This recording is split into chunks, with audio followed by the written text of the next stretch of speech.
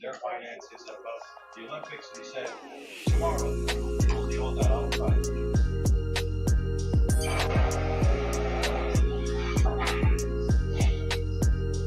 Here he is, Mystic Mike, or as they call it in Montreal, where he is tonight for the half.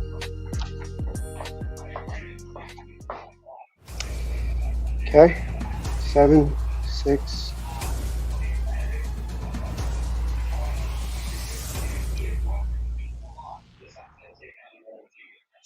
What is going on, hockey fans? My name is Neil Villapiano, and I'm the host of the Devil's State of Mind podcast right here on the Hockey Podcast Network. And welcome to this live watch-along between two of the top 5 teams in the Eastern Conference, the Tampa Bay Lightning, the two-time defending Stanley Cup champion Tampa Bay Lightning, against the red-hot Toronto Maple Leafs. This live watch-along and all the ones that we do here on the Hockey Podcast Network is sponsored by the awesome people at DraftKings Sportsbook. Make sure to use our promo code down below when you sign up, THPN.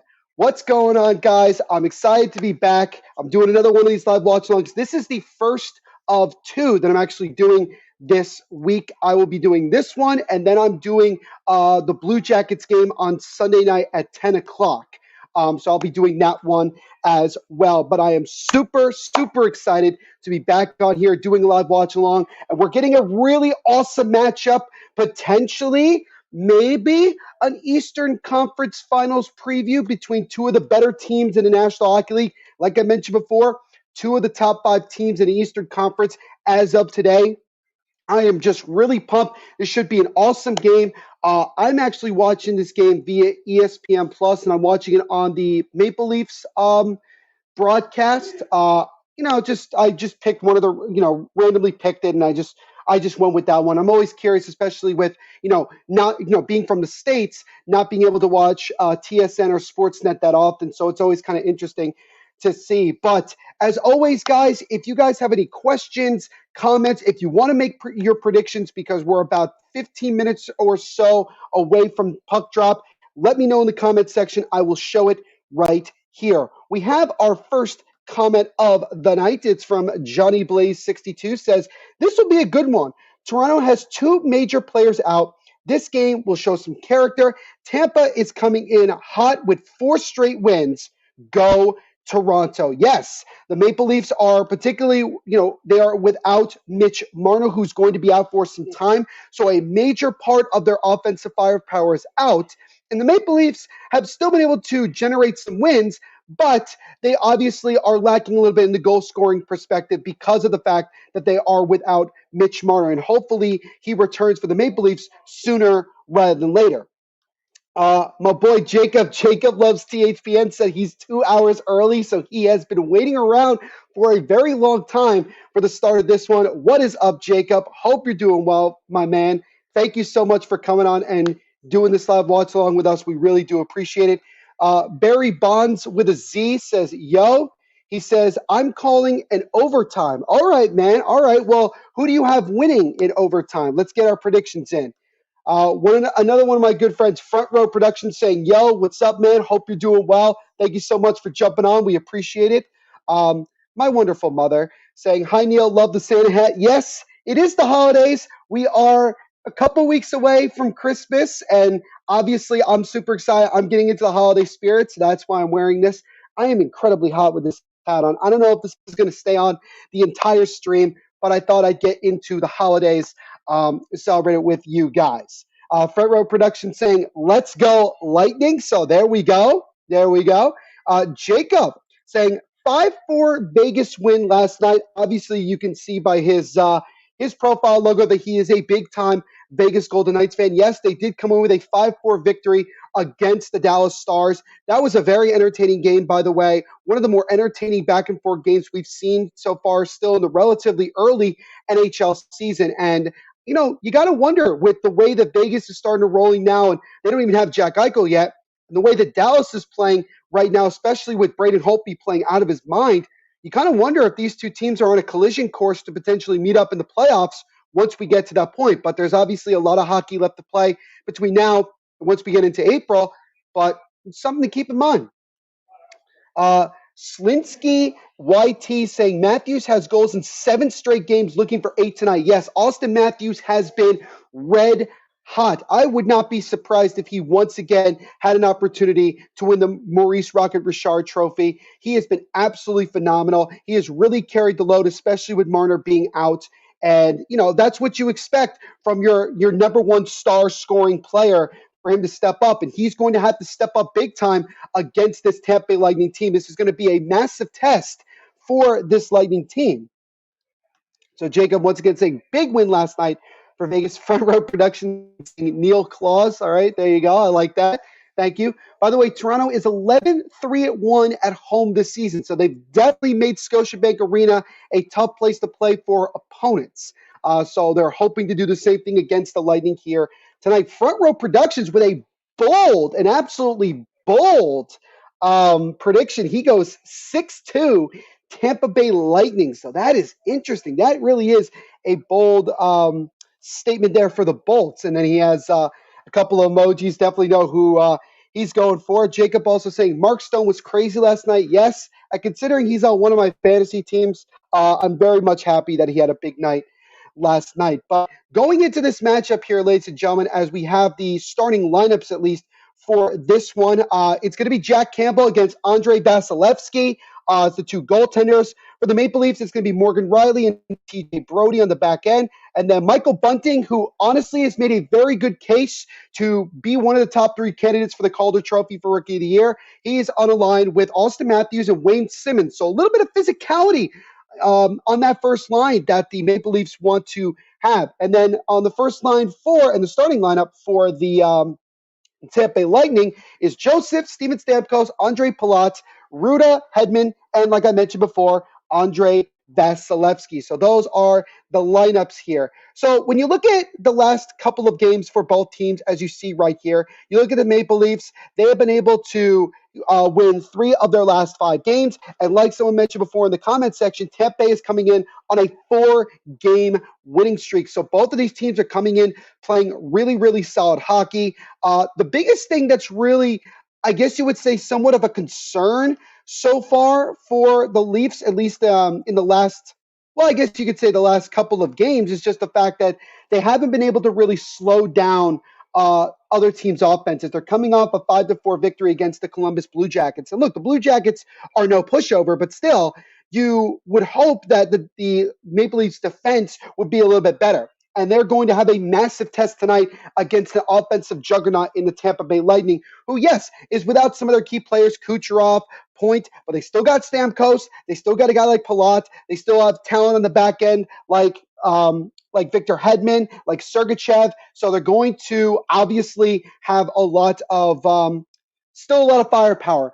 Now, one thing that I wanted to point out that I think is really interesting going into this game is that Corey Perry, who was with the Montreal Canadiens last year, and we all know, if you're talking about from the Maple Leafs perspective, what happened with Corey Perry, that for the first time since that incident, more or less, in that series, he will be returning to Toronto. So obviously there's going to be, I don't know if there'll be some bad blood. I don't know how they're going to deal with Corey Perry. But, I mean, if there's some fisticuffs, I would not be totally shocked. Again, both of these teams, they're not struggling of late. It's more or less just they want to match up between one another and see where they stand. I think the Maple Leafs want to look at it and say, how far are we away from really competing with the best of the best, the 2-time Stanley Cup champions?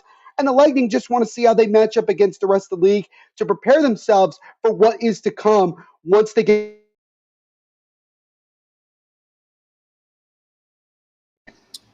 Sorry about that.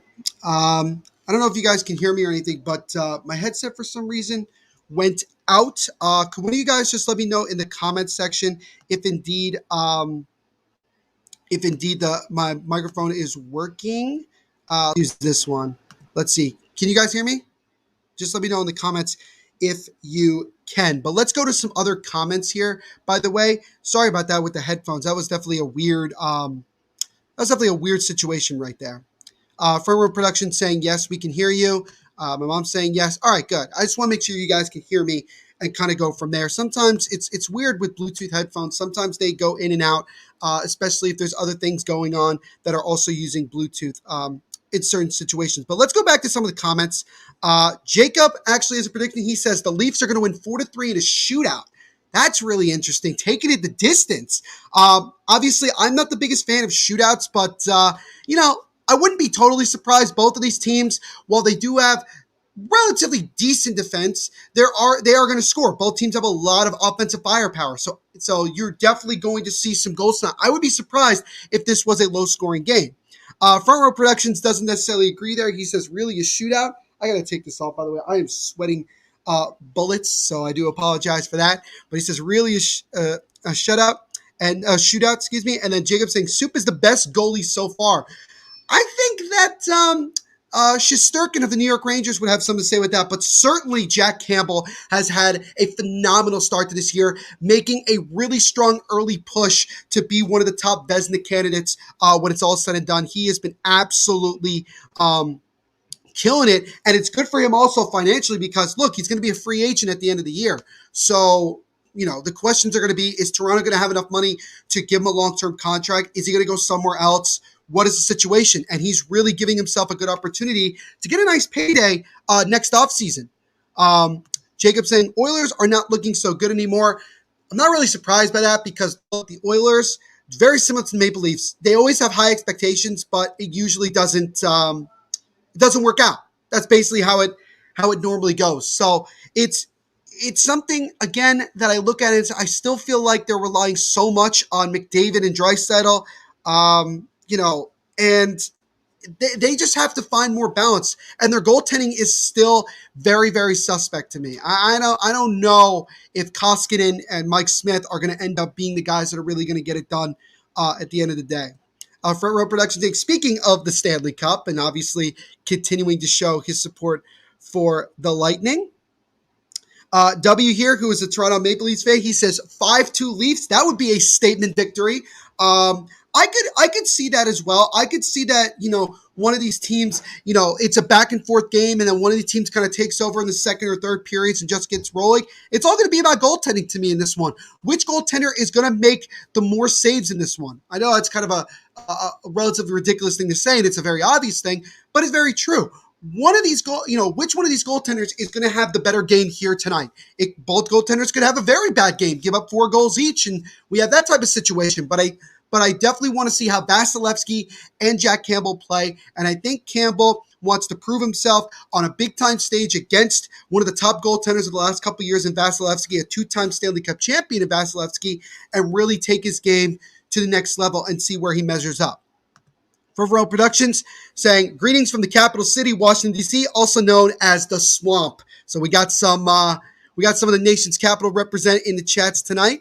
Jacob saying, as much as I hate the Leafs, I want them to win tonight.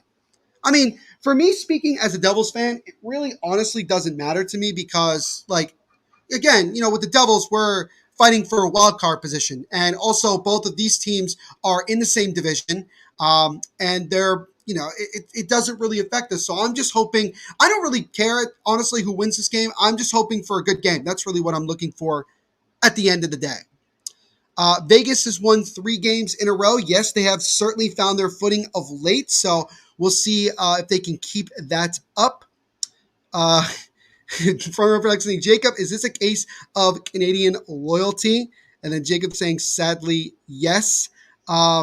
Jacob also asking, what is Soup's goals against average? Let me look that up really quick for you, and I can let you know what that is, because I'm actually kind of curious as well to know, because he's been, he's just been playing a lot, and he's had some rough games, but he's also had some really good games as well. So let me quickly pull up Jack Campbell's stats here really quick, as it will be Jack Campbell in net for the Maple Leafs here in this one. So let me just pulling up the stats now. I'm going through the NHL app, as most people would probably do. So Jack Campbell's goals against average is an impressive 1.92, and his save percentage is .939. So obviously that makes a really, really good case for him to be one of the top goaltenders competing for the Vezina Trophy when it's all said and done this year. And then we got my boy Josh Deming saying, Neil, what's good, my guy? What's up, Josh? Hope you're doing well. I did jump on your stream earlier today with Borussia Dortmund. I was on there for a couple of minutes. Great job, as always, my friend. He also gives a prediction saying 4-3 Tampa. So a close game, but he has the road team getting a victory in Toronto. And Jacob saying, so about 2 goals a game. Pretty much, which is not bad. I mean, if your goaltender is consistently giving up, at worst 2 goals a game, especially with the firepower that Toronto has, you obviously know you're giving yourselves, for 75% of the time, a pretty good shot to win these games. By the way, guys, for anyone who's asking, yes, I am drinking the Villapiano homemade wine, as I always do. But again, because it is the holiday season and Papa Villapiano gave me this idea, we do have these snowman glasses, so I'm actually drinking the wine out of a snowman glass instead of out of a wine glass like I normally do. So this is kind of a very festive and interesting way to drink some wine. But gonna have my first sip. Cheers, boys.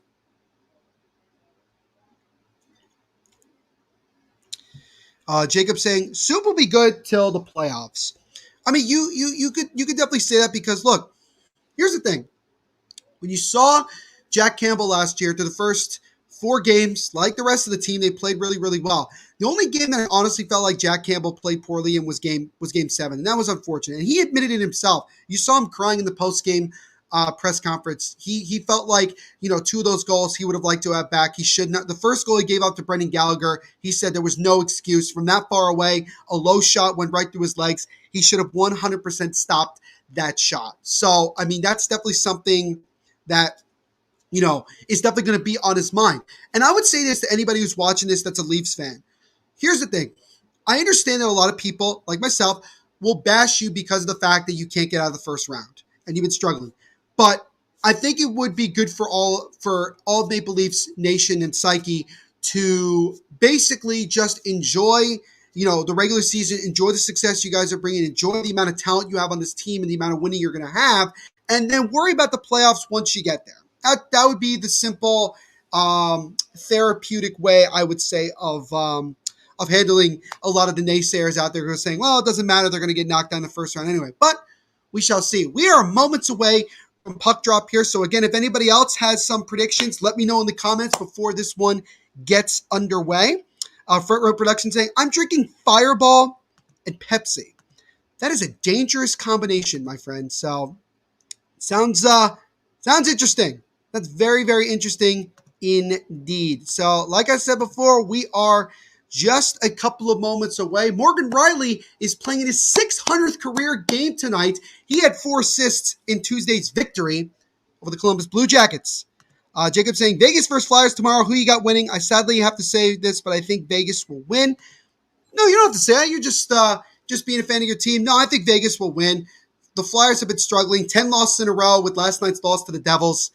It doesn't look like they're going to get a win anytime soon. But we are now underway in the Scotiabank Center as this game between the Toronto Maple Leafs and Tampa Bay Lightning has begun. So let me get this stuff up here so you guys can see it. I use Flash Score, by the way, to here. We'll have the statistics for you guys to show here. And so both teams going out with their first lines, trying to make a statement right away. It's Matthews with the puck, tried to feed it over, and he eventually gets it to Bunting, and then Bunting will clear it into the Lightning zone. And it looks like either it was offsides or went out of play as we get a stoppage just 90 seconds in. Another one, as by the way, he says, it's like I'm no sad about tomorrow. Don't worry about it, man. There's a lot of hockey that you can definitely check out. Front Row Production saying Flyers. Just kidding. So obviously we know who he thinks is going to win. And then one of our good friends here at the network, Danelle Weaver, saying, "What's up, sir? How you doing on this Thursday night?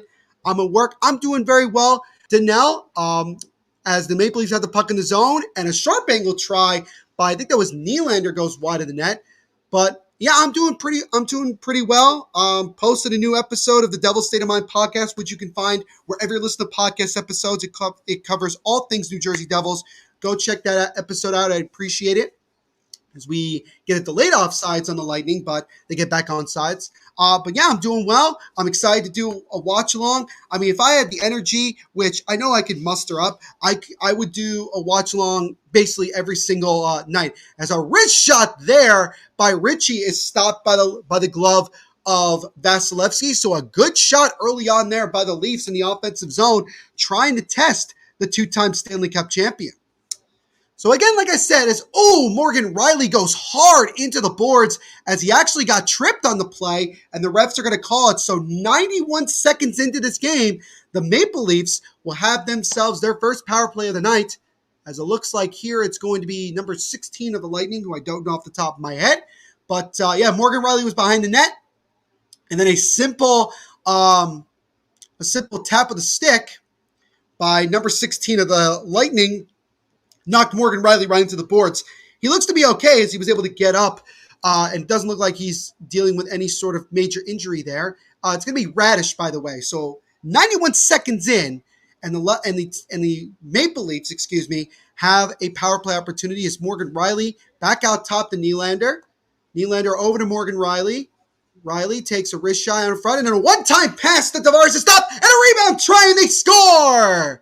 And it's Ondrej Kase. And just a couple seconds into the power play, the Toronto Maple Leafs have struck first. It's 1-0. So off to a fast start here as Ondrej Kase. I don't know if you'd say it's just, I can't speak for Leafs fans, but kind of definitely somebody I don't think you would expect to score to start the game. But it started with just a nice pass from Marner to Kase. Kase fed it to Tavares in the slot. He missed it. Kase got it right back on the left side there, went top shelf, basically inches in front of Vasilevsky, and he scores. So that was about, 15 seconds after the power play started. So a very good start if you are the Maple Leafs, as they grab the 1-0 lead on the goal by Ondrej Kase. Let's check some comments here really quick. Jacob saying, I'm going to be 2 hours early tomorrow if there's a stream tomorrow. Not sure off the top of my head if there's a stream, but like I said, we try to get a stream every single day for whatever games. Just stay tuned to the Hockey Podcast Network Twitter account and also YouTube channel, and you can find out those ways. HockeyPodNet. That's where you can find all that information. Donnell asking, how did you feel about the Devils finally winning a game against the Flyers, and what are your thoughts on the Devils in the black jerseys last night? So I'll say about the game, I'm happy that the Devils finally got off the 4-game losing streak. I definitely felt like if the Devils had lost last night, that, some major changes had to be made, that something had to be done. But for them to get a win, for them to get a shutout, for them to beat the Flyers and continue their misery, getting them to their 10th consecutive loss, all that is great. And winning at home is obviously important as well. Now, in terms of the black jerseys, they looked okay here, as a near 2-on-1 opportunity for the Lightning is stopped by Austin Matthews, who was playing defense there. So good job by Austin Matthews, showing his two-way game. Speaking of Matthews, he takes a wrist shot, hits the chest of Vasilevsky, and then he'll cover it with 16:46 to go in the first period. But yeah, the Devils, they needed that victory. They in the second and third periods, they play like not a discipline.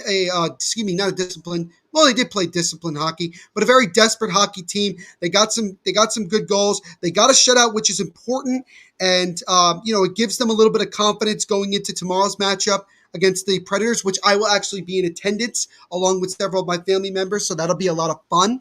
But yeah, I'm definitely happy they were able to finally get a win, and hopefully this could be a stepping stone for this team to kind of get themselves going and get a couple wins in a row, get more and more into the standings, because the Metropolitan Division in the bottom four has not been great, and it's given the Devils an opportunity to really get up there in the standings.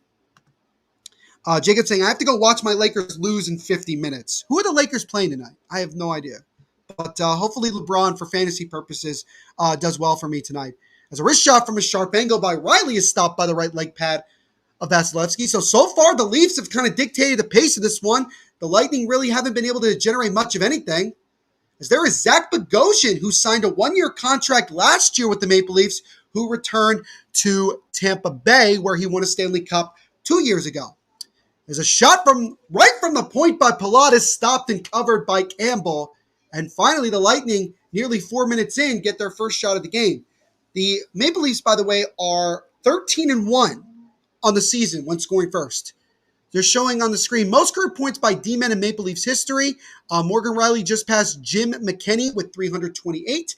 The next person next to him is Ian Thurball, that has 414. So Riley continued to get up there when it comes to points as a Maple Leafs defenseman. Firmer Production saying, Jacob, you need another device to multitask. I definitely agree. Nothing wrong with a little bit of multitasking. Did you see the jersey that Vegas was using that night? The purple one, right? I think that's it was like for some heritage thing. I think that was really cool. I would love for those type of jerseys when they're there. It's a wrist shot from a sharp angle by Kasha. Just goes wide. Good shot nonetheless, as Kasha definitely has come out to play. He's already got a goal, and he nearly got his second right there. As a shot there almost got deflected, but it goes lightly into the glove of Vasilevsky and will cover it. But yeah, I would love to see more of those warm-up jerseys actually be used in games like Hockey Fights Cancer. But let me go back to Danel's question, because he asked me also what I think of what did the Devils jerseys look like on the ice. Look, I said that I needed to see what they looked like on the ice before I make my final decision. They grew on me a little bit more, and maybe it's because that they wanted them, so that's always going to make me feel better about things. But there still was so much potential with it that I'm still pretty disappointed. I don't hate them, but I don't love them either. They can definitely grow on me more and more as I see them in person. Maybe I get a chance to see them at a game in person when I go. But that would be kind of my answer to that. I don't hate them, but I don't love them either. There was a lot of potential with it, and I wish that I just wish that there was more, that they had done more with it. But, I guess not. So there's that. One of my good friends, Matty D, saying, hey, Neil, what's up, Matty? Hope you're doing well. Thank you so much for stopping by. We really do appreciate it. Danasking, did you see the video of Eli Manning and Kevin Durant? Yes, it's been blowing up on my timeline all day today. I think also Kevin Durant was on the Eli Manning show, which is a Giants-themed show that they have. So that was kind of cool. But yeah, it's funny because you look at Eli and you look at Kevin Durant, they're two polar opposite personalities. So when they're talking, it actually kind of felt similar to the Manning cast that you see on ESPN for some of the Monday Night Football games.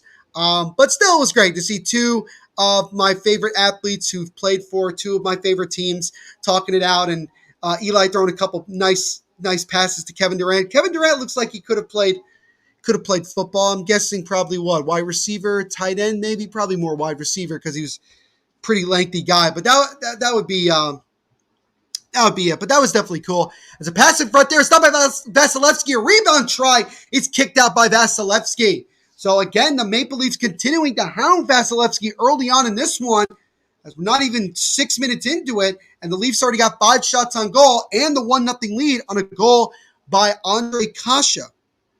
Danelle saying, I guess you're not feeling the Devils black jersey, right? No, I mean, like I said, I don't hate him, but I don't love him either. As a shot there from the point by Tampa is stopped and covered by Jack Campbell. But yeah, there was so much potential with it that I felt like they just could have done more. That's really the way I look at it. So I'm disappointed, but I'm not pissed off. Do I think I'll ever get the jersey? Here's the way I would look at it. I think I would want to put one on and see how I look in it and then make my decision there. And if I get it, I know, Danelle, you're probably not going to like this because I know how much you know the difference between Fanatics and Adidas Authentics. I may just get a Fanatics one, and that also could kind of prove how much I really think of these jerseys. But we shall see. We shall see. Tinky with a comment here saying Toronto win. So there you go. We got another Toronto fan in here hoping the the Leafs get a victory. They're off to a good start with a 1-0 lead. Your stepfather, I didn't know I had a stepfather, saying Lightning going to come back in the third and win by 2. All right. So, look, it's early out in the game. I've said it before, and I'll say it again. Hockey is a magical, unpredictable sport. You never know what could happen in these games. A lot can change between now and when we get to that. Before we get to some of the other comments here, we are going to get our first word of the night from our sponsors.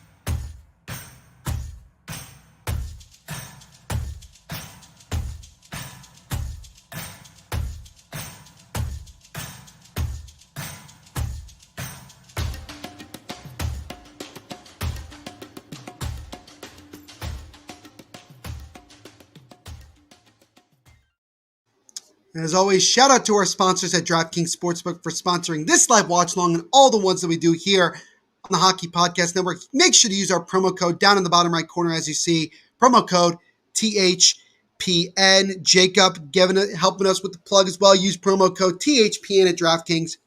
We would definitely appreciate it. Get some other comments here as the Lightning have the puck in the offensive zone, looking to try to see if they can tie this game up here after the Leafs struck first on a power play goal by Andre Kasha. As I said here before, Lightning going to come back in the third and win by 2. Now saying Islanders finally won the other night against the Senators.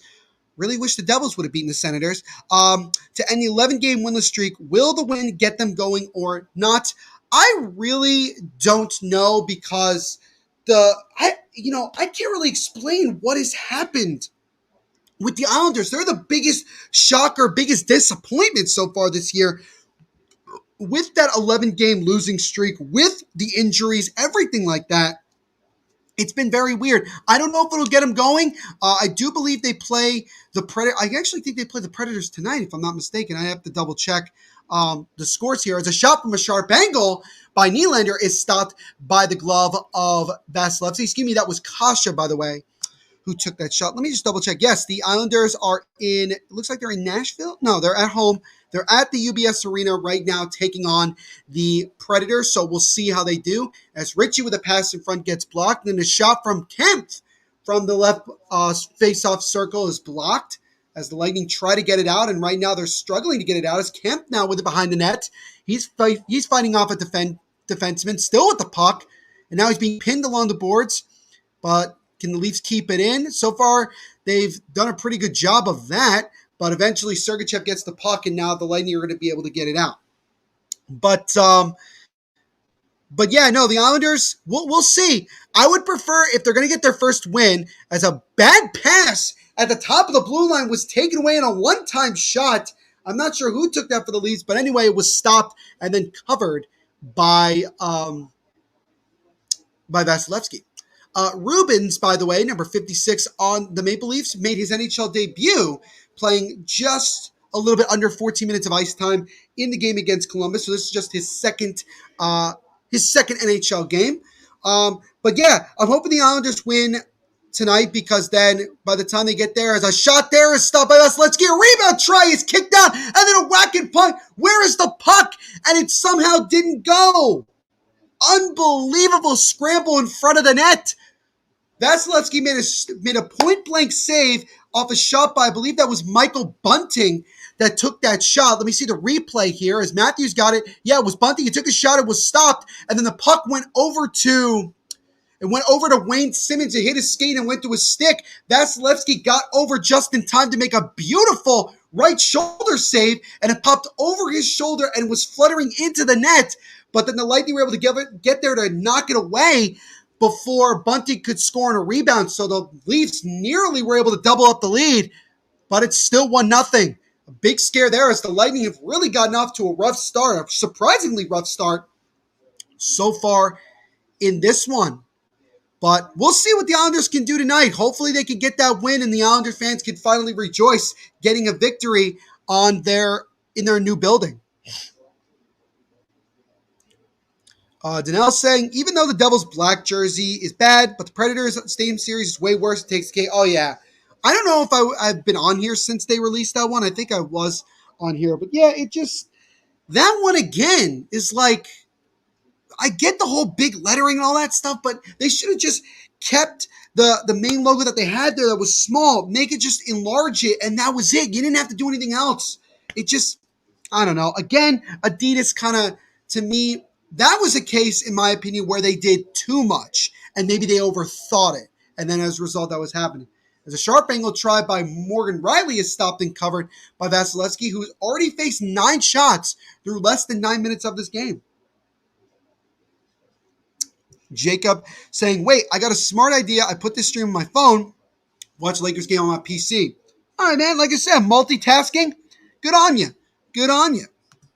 Danelle saying, yes, the Islanders play the Predators tonight at UBS Arena in a few minutes from now. So there you go. There you go. So we got that one.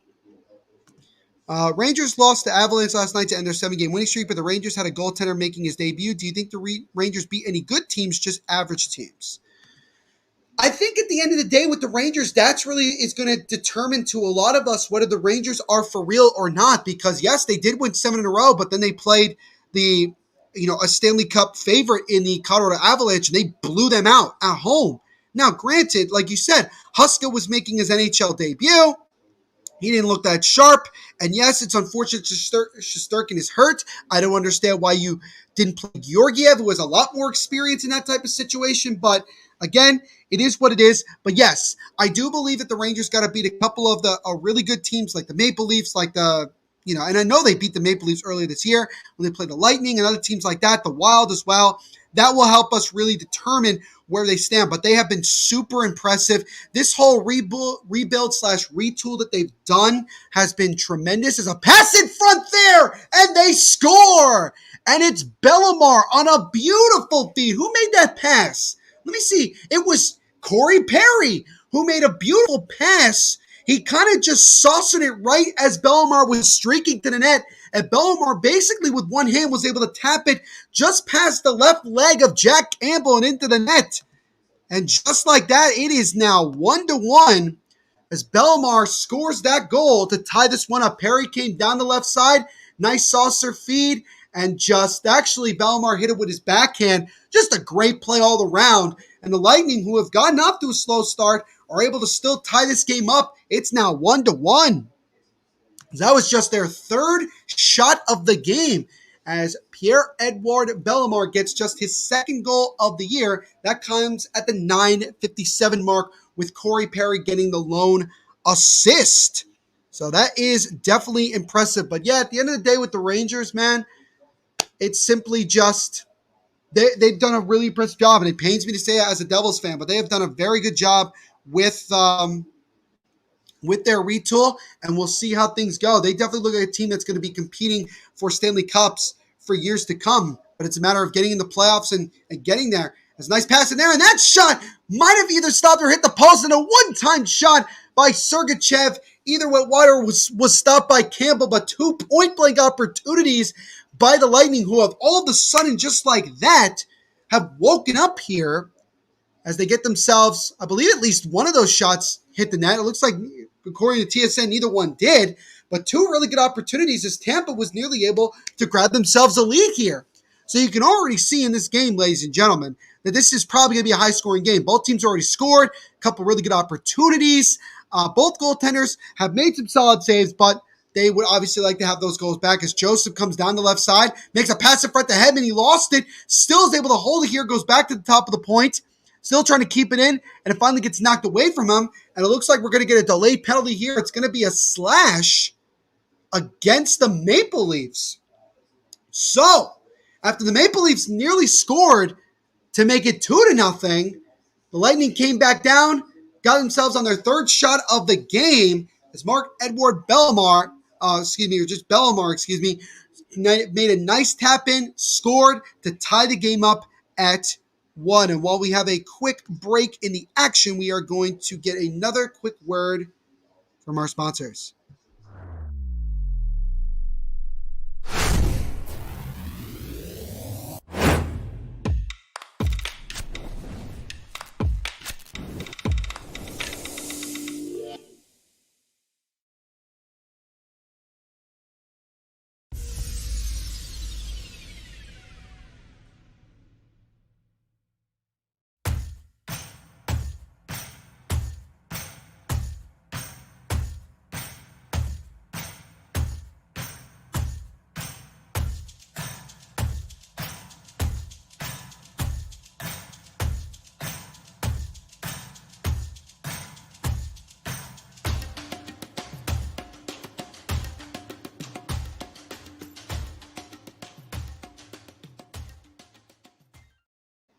And as always, shout out to DraftKings Sportsbook for sponsoring this live watch along. Use our promo code down below, THPN. So if you're just joining us, my name is Neil Villapiano. I'm the host of the Devil's State of Mind podcast here on the Hockey Podcast Network, which covers all things New Jersey Devils. And welcome to this live watch along between two of the top 5 teams in the Eastern Conference and two of the top 10 teams in the NHL, the Toronto Maple Leafs and the two-time Stanley Cup champion, Tampa Bay Lightning. And we've had goals already. Goal by Andre Kasha, which gave the Leafs a 1-0 lead. And then Pierre-Edouard Bellemare just scored a few moments ago to tie the game up. And the Leafs right now are in the penalty boxes. It's Wayne Simmons who got called for a slash as Joseph tried to make a pass in front. Looked like a little bit of a weak call there, but nonetheless, now the Lightning will get their first crack at the power play, as the Leafs scored on their first one, and we'll see if the Lightning can score on theirs, as Simmons' penalty came at the 11:13 mark of this period.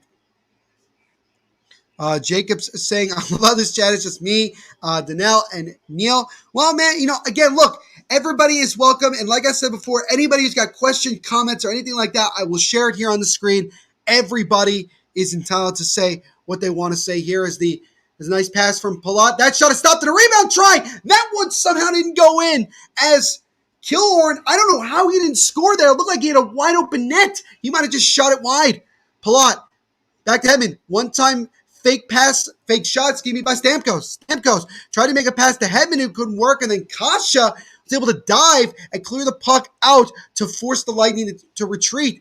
About a minute to go here on the Lightning power play. 7:49 to go in the first period. The Lightning are 22.6% power play on the road as it increases here as Steven Stamkos from the point with a big-time slapper, and he beats Jack Campbell, and the Lightning have struck now again as they take their first lead of the game. It's 2-1 Tampa Bay.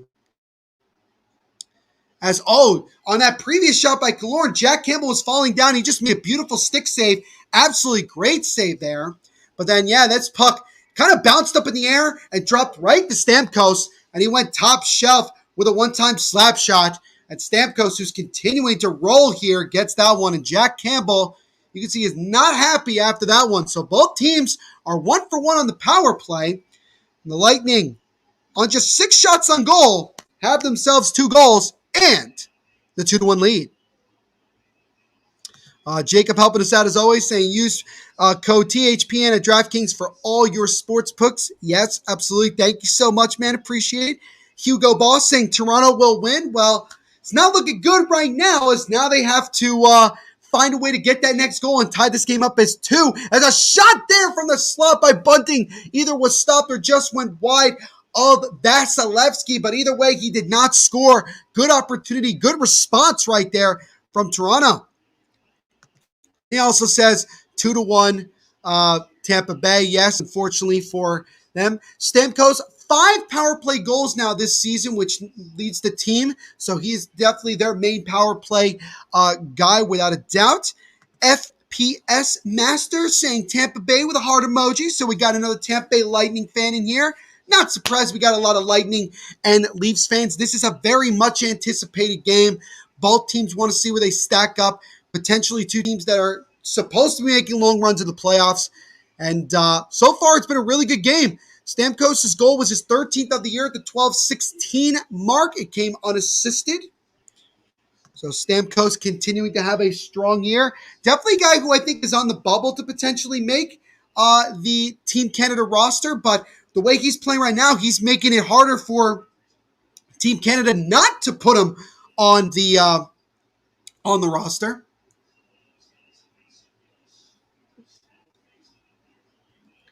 So right now, the Lightning continuing to hound the Leafs right now. Leafs got to find a way to settle it down a little bit here and get back to where they were playing the first couple minutes when they grabbed the 1-0 lead. Big Fluffy saying, thanks for going live, man. Hate the regional restrictions. No problem, Big Fluffy. Thank you so much for coming on and joining us here. We really do appreciate it. I'm trying to do my best here as Palat had the puck for a second, tried to get it to his forehand, but he could not. Stamkos takes a wrist shot from the right face-off circle, and that one was stopped by by Jack Campbell. 5.5 minutes to go here in the first period. 2-1. Tampa Bay is a shot there by Stamkos. It's stopped and covered by Campbell as the shots are 10-9 in favor of the Leafs. But the Lightning have just gotten their first lead of the game on a power play goal by Steven Stamkos.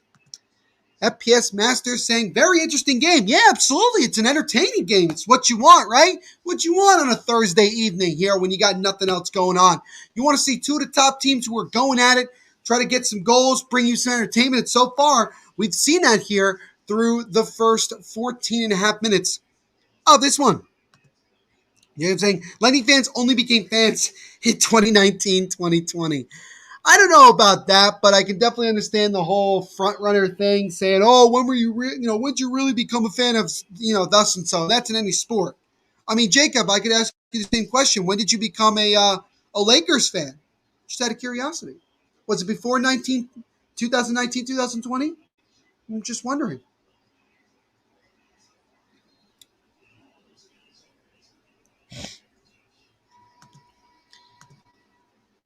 Yeah, Front Row Productions going, oh, yeah, I'm going to stand up for people. 7 years ago. 7 years ago. So that was 2014. So that was towards the end of Kobe's time. May he rest in peace. Kobe Bryant's time in the NBA. So, okay. That was kind of a weird period for the Lakers not being really good at all. So, at Front Row Productions, thinking it's a little bit sus, but, we'll give it to him. No doubt about that. But yeah, so far it's been a really good game between these two top 5 Eastern Conference teams, two teams, fighting it out in the division. And it's been really, really, really impressive. We like to see it. Steven Stamkos is from Markham, Ontario. In 05-06, he was part of whatever I saw just there, a team called Markham something. I'm not really sure. But FPS Master saying, I like the stream, subscribe to the channel. Thank you so much. Last week, we just reached over 500 subscribers. And I said in the last one, I'll say it here. We're trying to get to 1,000 by the end of this month. We got about 3 weeks to go here, guys. Continue to like, continue to share this, get more subscribers. We're trying to get to our first 1,000 subscribers. We'd really appreciate it, man. Thank you so much for subscribing. It means the world to me. Jacob saying, Kobe made me like the Lakers. Yeah, I don't blame you. Kobe made a lot of people like the Lakers. So I can understand that completely. I was at his last game. Oh, wow. That was definitely a memorable last game for him. He really put on a show, as Kobe normally does. But that is awesome, man. And for production saying, what? You were where? Kind of surprised by that. But Steven Stamkos has 170 career power play goals, which is the most in Lightning history, as he added another one here that gave the Lightning the 2-1 lead they have right now. So we're 5 minutes to go here in the first period. Andre Kasha scored the first goal of the game on the power play for Toronto, which made it 1-0. And then goals by, just trying to remember here as I blacked out for a second, Bellemare and then Stamkos on the power play are the goals so far for Tampa Bay. So John Cooper they're showing him on the screen. Tampa Bay Lightning in the last 2 years winning those Stanley Cups, their playoff record is 34-14. This is battle-tested and battle-scary team that the Leafs are playing. But this is a great game for the Maple Leafs because it, like I said before, it's a measuring stick to see where they are as a team. And granted, they're not at full strength. Marner's not playing, but it's a great measuring stick to see where they stack up, what do they need to work on so that they can be ready when they get into the playoffs and they try to get past the first round and go from there. From our productions continue to say, let's go Lightning. So we got support here for the Lightning. We also got some support here for the Leafs as well, as that last shot by the Lightning goes wide of the net. Lightning have it in the O-zone right now. Pass out in front to Stamkos. Stamkos takes a wrist shot. That one got blocked in front by Matthews. He makes a long pass to Michael Bunting. Can he get there? But no, he cannot. It's a great diving play by Zach Bogosian. Was able to get the puck away before Bunting could get a partial breakaway. Heck of a defensive play there by the former Maple Leaf. Bogosian tried to clear it out. He could not, and then eventually did come out of the zone, and the Leafs have to regroup. So it seems like, I don't know if I would say, as Matthews has the puck now, tries to make a little shimmy, drops it off, and then it takes a shot from the point by defenseman. That one is blocked in front before it could get there, and then Simmons tried to take a shot. That one got blocked as well. Now 56 with a shot, and that one is stopped for sharp angle by Vasilevsky. Matthews with it. One-time pass to Simmons, and that one goes wide. Nylander with the puck now. One-time shot by Matthews I guess he kind of whiffed on it, didn't get all of it, and it went way wide of the net. But the Leafs having a little bit better response right now, so trying to see if they could tie this game up before we get to the end of this period.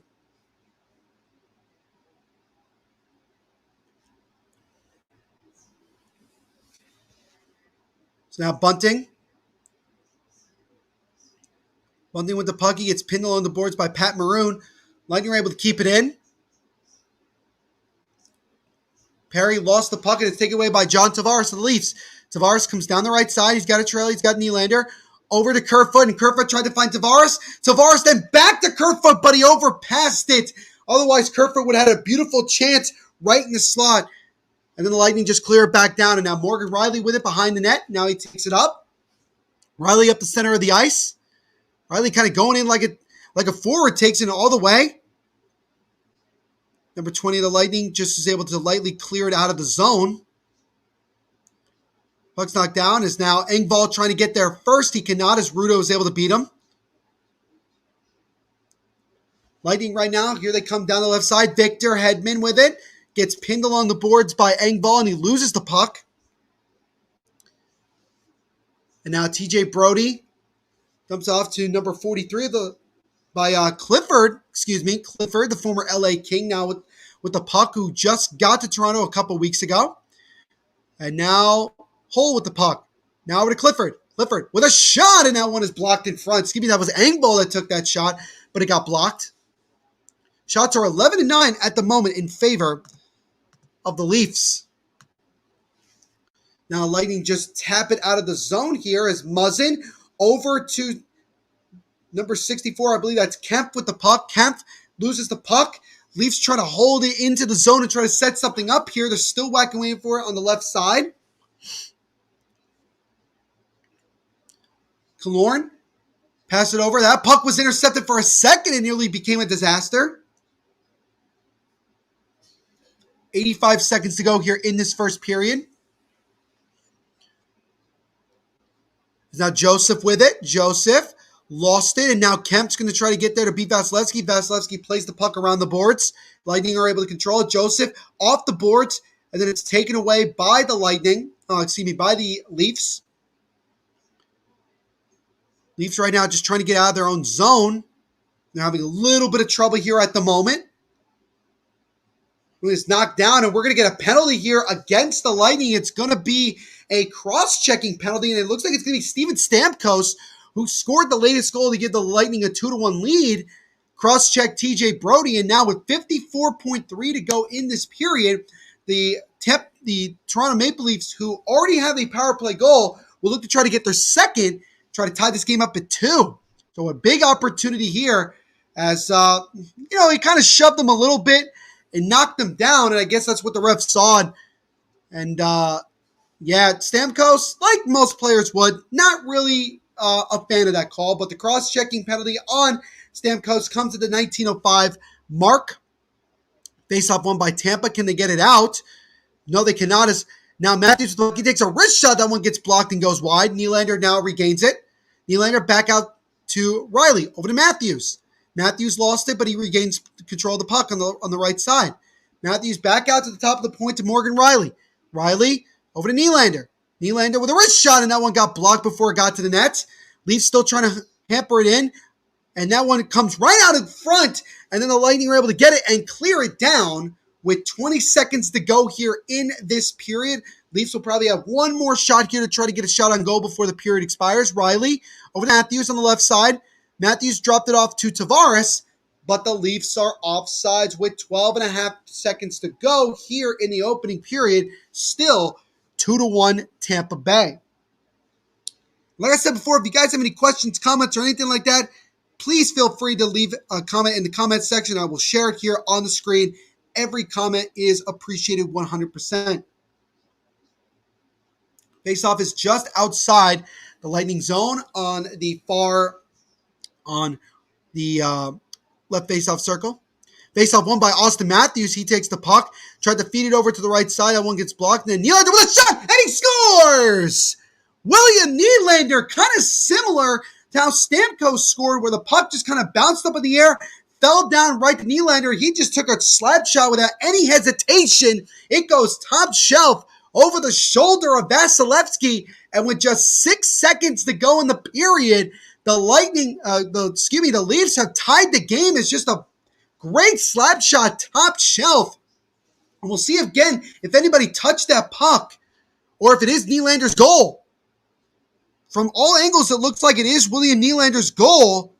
And that is a big-time goal, as that one, if it got deflected, it looked like it might have been touched a little bit by Sergachev, but it finds the back of the net with 6.4 to go.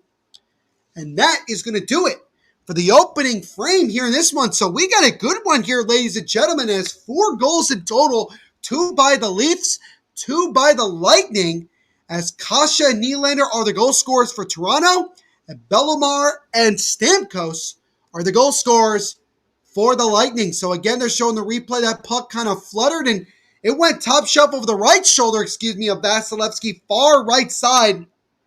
Not much you can do there if you're Vasilevsky, but nonetheless, a big-time goal there to give them momentum going into that first intermission. So after 20 minutes of play, it is now 2-2.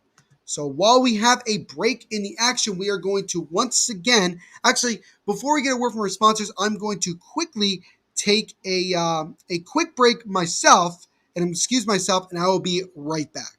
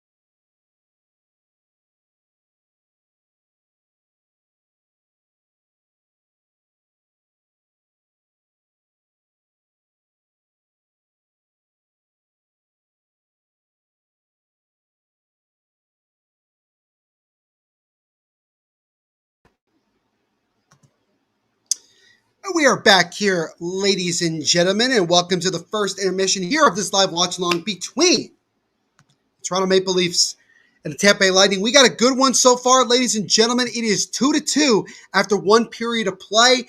Both team special teams from the power play perspective have been phenomenal. The Lightning are 1-for-1. The Maple Leafs are 2-for-2. So clearly special teams is going to play a factor in this game, as you can clearly tell.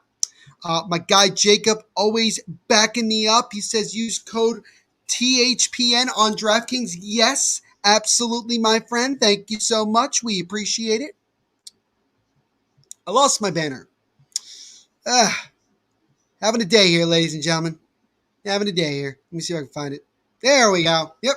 Use our promo code THPN when you sign up on DraftKings Sportsbook. We would greatly appreciate it. So it has been a really good game. I'm glad I'm watching this game. I'm glad that you guys are here watching it with me. Thank you so much, as always. Been a good game so far. 4 goals.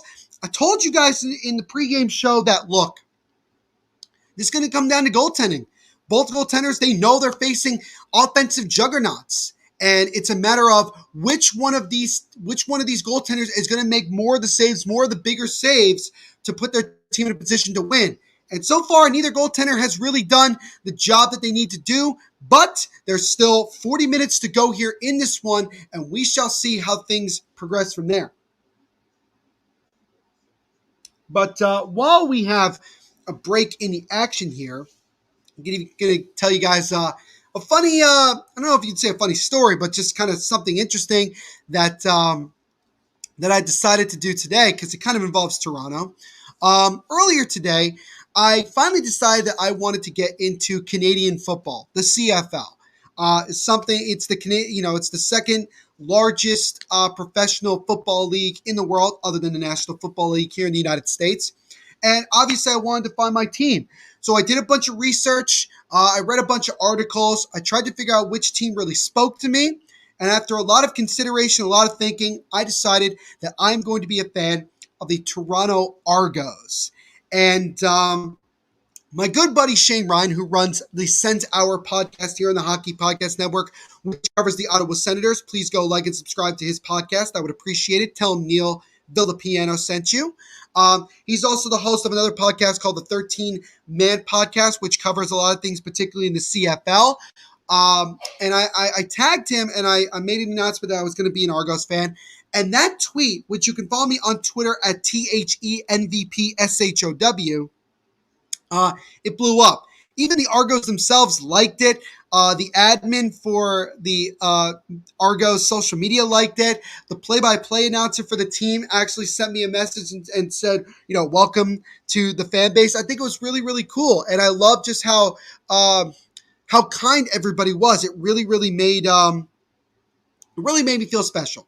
And I was very happy that it did. So yeah, I'm excited. I know the Argos just lost in the conference finals of the CFL playoffs. They will not be playing the Grey Cup this year. The Grey Cup, I believe, is the Tiger Cats versus the Hamilton Tiger Cats against the Winnipeg Blue Bombers. So we'll see about that. We'll see how things go. And I think it's actually this Sunday. So I'll definitely try to watch that if I can. And but I'm really looking forward to next year and being a full-time fan and getting to know people. And I'm looking forward to when I make my first trip up north to see a game, because I'm really excited for that. Jacob obviously does not improve. He says, shake my head. Should have been a Saskatchewan CFL fan. Interestingly enough, Jacob, you might be happy about this. My brother decided to be a Saskatchewan Roughriders fan.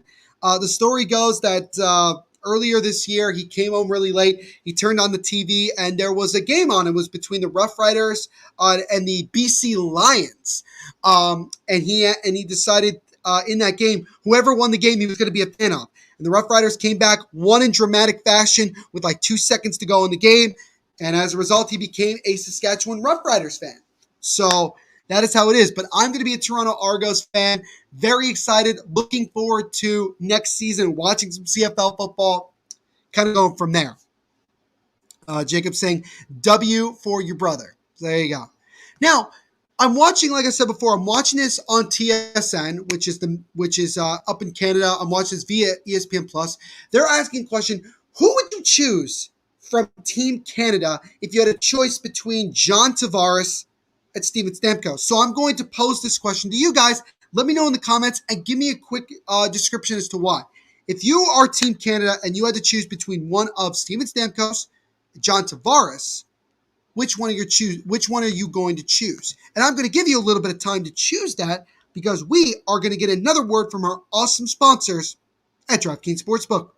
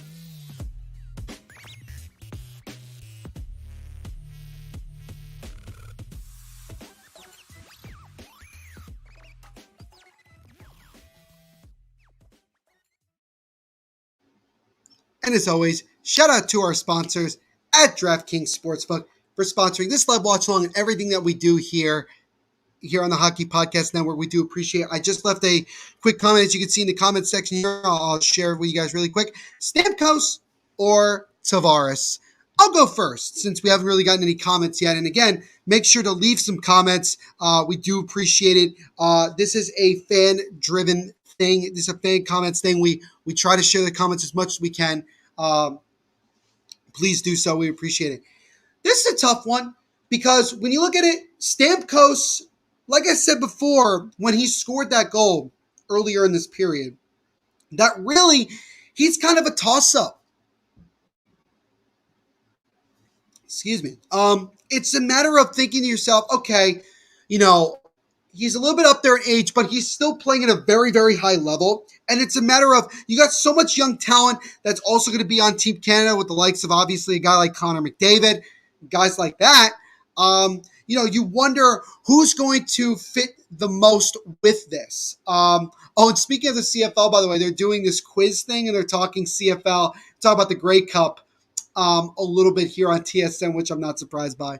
But yeah, you look at Stamkos, he's got 13 goals so far this year, really, really playing at a high level. But, John Tavares, he played in the Olympics back in 2014, didn't finish it because he got a season-ending injury in the game against Latvia, which was so unfortunate, but he could still play at a very, very high level. They both kind of play the game a little bit differently. Stamkos more of a pure goal scorer, whereas Tavares is more of a two-way type of forward. And I think, to me, it's going to come down to just basically what do they need more when they come to the veteran part of it? Do they need more scoring? Do they need more veteran leadership? I think both of those guys are excellent candidates. Maybe both of them end up on Team Canada. But to me, I think you got to go with the hot hand, and I think you got to go with Steven Stamkos. As much as it would suck to see a guy like Tavares not make it, especially not getting another opportunity, knowing that maybe this could be the last time that he gets an opportunity, I think that you look at it and you say to yourself, I got to go with Stamkos. He's the hot hand right now, and he's got the experience. Two-time Stanley Cup champion, has played in the Olympics before, has a lot of experience, just like Tavares. But I think he just brings a little bit more extra of that goal scoring, and I think you're going to need that against some of the very hungry teams like USA, like Russia. Like some teams like that. It's going to be difficult, and you need a lot of goal scoring, especially when some of your other guys are struggling a little bit. And so we'll see what happens. But for me, I'm going to go with Steven Stamkos. So that is that. That is that, as I would say. But again, let me know what you guys think. Stamkos, Tavares, if you had a choice between the two, if you had to make, if you were on the last player, if you were on the last pick of Team Canada, is it Steven Stamkos or John Tavares that you are picking to join Team Canada for the Olympics this year?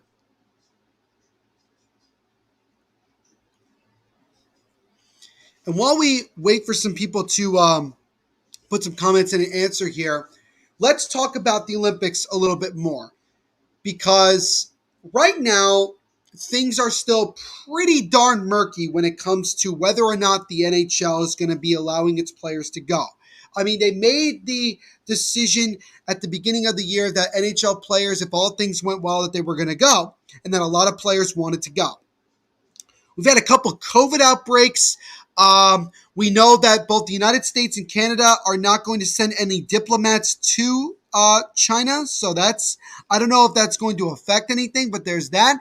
But we are hearing also that there are a lot more players now because of how COVID has been developing, and also with now the new Omicron variant, that players are a lot more uncomfortable with going over there and playing with the potential of getting sick. Because again, we have to remember that the vaccines we have right now are not designed to necessarily protect us against the Omicron variant, even though it still will protect us against COVID-19. So this is something that, a decision has to be made within the next month, and it will be really interesting to see what the NHL decides to do. Would we all be disappointed if they ended up not going to the Olympics? Of course. But would we understand it at the end of the day?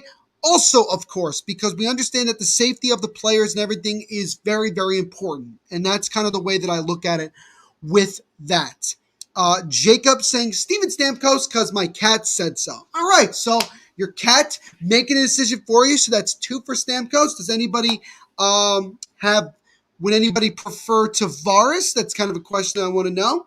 But also, I want to pose this question to you guys. What are your thoughts when it comes to the NHL and their situation with COVID-19 and things like that? Do you feel that the NHL has done a decent job when it comes to handling COVID-19? Do you feel like that it would be better for them to not go to the Olympics and instead stay at home and focus on the Olympics? And focus on the NHL season. What do you guys think? Let me know in the comments, and I'll share them here. I greatly appreciate it. By the way, I don't know if Danelle is still here, but right now it's in the first period of the Islanders-Predators game. The Islanders have a 1-0 lead, so Islanders got off to a good start. We'll see if they can continue that here as they try to get their first win at their new arena. Jacob saying, my cat is also a Vegas fan. Fair enough. So there we got that. So now we know where your cat stands with it. So we got 2 Vegas fans in the chat here today. And as always, guys, make sure to leave a like down below, hit the subscribe button, and punch that notification bell so you don't miss any new live watch-alongs that we do. Here on the Hockey Podcast Network, we try to have watch-alongs basically every single day. And it's not just me that does them. It's podcasters from all over the network that come on and do these live watch-alongs. We try to do as many as we can so you guys can get an idea, and you guys can get to know a lot of the podcast hosts that we have here on that network. And also, make sure to subscribe to the Hockey Podcast Network. We have podcasts for every single team in the NHL, as well as other hockey-related podcasts. The Hockey Podcast Network is for all of the diehard hockey fans here in the world. Josh Demi saying, how's the wine, Neil? It's pretty good. This is from this year, this past October when we made it. It's very, very solid, and I enjoy it. The wine, as far as I was told, needs a little bit more time to develop, but the red has been spectacular. The first time we had it was back a couple weeks ago for Thanksgiving, but it is absolutely phenomenal, and I'm enjoying it here while I'm doing this watch along with you guys. Jacob saying, I kind of broke my phone hitting the like button because you told me to smash it. Well, I won't be able to help you get a new phone. I do apologize for that, but thank you so much for hitting the like button and smashing that like button. We really do appreciate Jacob, as always. Jacob also saying, my top 3 favorite people are here.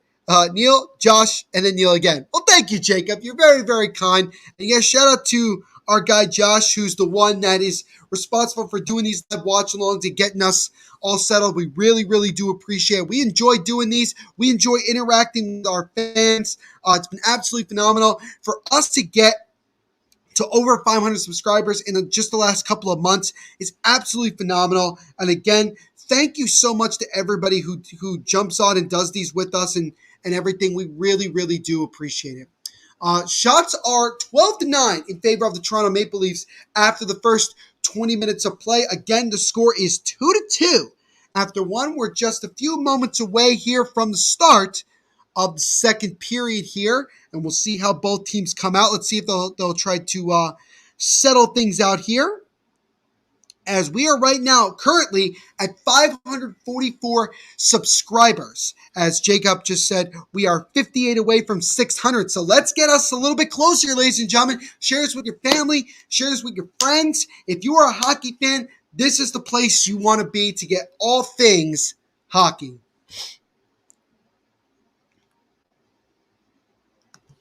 So again here, the goals for the Lightning are Bellemare and Stamkos, and the goals for the Leafs, are Kasha, William Nylander. The Lightning are 1-for-1 in the power play, while the Leafs are 2-for-2. So we've had 3 power play goals already in this game. From her production saying, "Oh, what's the O for? Is everything okay? I hope everything's okay. Is something wrong here? Is there something behind me? What's going on, man? What's going on?" But the puck has dropped, and we are underway here in the second period of this one. So we'll see how both teams come out after that crazy big 4-goal first period. We'll see who can get the next one. We'll see if things open up more or things kind of settle down for both sides. Both teams again coming out with their first line to start. Actually, it looks like the Lightning came out with their third line of Maroon, Bellemare, and Corey Perry. Jacob saying, "Sub if Vegas is better than the Cat." Well, we'd appreciate any subscription regardless of team fandom, but you know, any subscription helps. Any subscription helps. I mean, I could say, subscribe if you're a Devils fan. Would really appreciate that as well. As that shot from the point just goes wide of the net. Lightning have the puck right now. Palat over to Bogosian. Bogosian with the shot. That one gets blocked in front. Matthews now controlling it. Dumps it over to Muzzin, and Muzzin will backhand it into the Lightning zone. The Lightning now will control with Palat with the puck on the right side. Passes it far over to Zach Bogosian.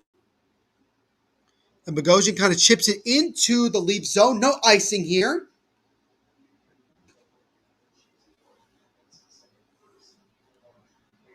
Zach Bogosian played in 45 games last year with the Leafs, had a plus-minus of +7, so he was very solid with the Leafs. Is now the Lightning have the puck. Sergachev on the left side. Has that puck poked away, and now here comes Tavares up the center of the ice, looking for a 3-on-2. Drop pass over to Kerfoot. Kerfoot fires it around the boards, and it's taken away by Sergachev of the Lightning. Now the Lightning will play it around. Kerfoot intercepts it and loses the puck, and Sergachev gives it back. Jacob saying, "At Front Row Productions, you there? Are you there, Front Row? We're hoping to see you, buddy. Hoping to see you. We appreciate the support as always." As that pass around the board actually deflects up out of play and into the mesh, we get our first stoppage with 17:50 to go here in this second period, with the game tied at 2 apiece between the Maple Leafs and the Tampa Bay Lightning.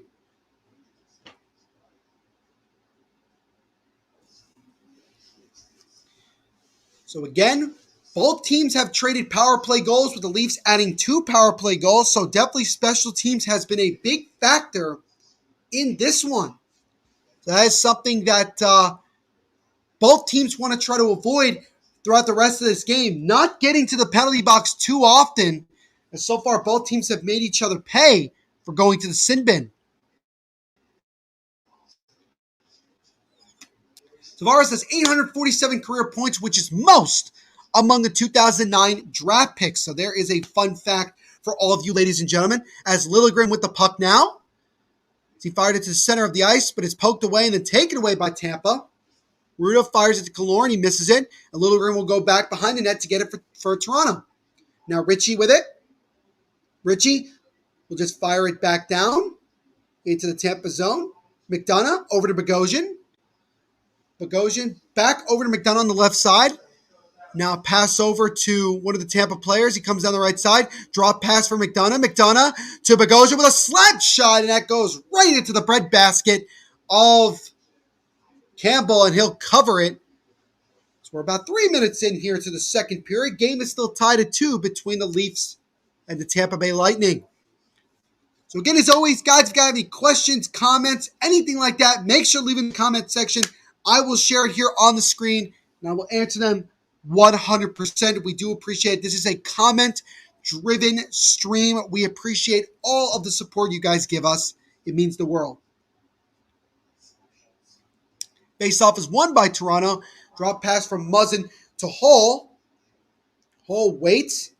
Trying to make a pass. It's taken away by Tampa. And now 13 with the puck. He takes a shot. That one is stopped. And a wraparound try. And that one goes on the red line and doesn't go through. An opportunity for Tampa right there to get themselves the lead back. But just like Toronto in the first period, they couldn't cash in on a gorgeous opportunity. And now trying to get a breakaway pass to Kerfoot was snuffed out by Tampa. Now Muzzin has it for Toronto. Shots are 12-11 in favor of the Leafs at this moment.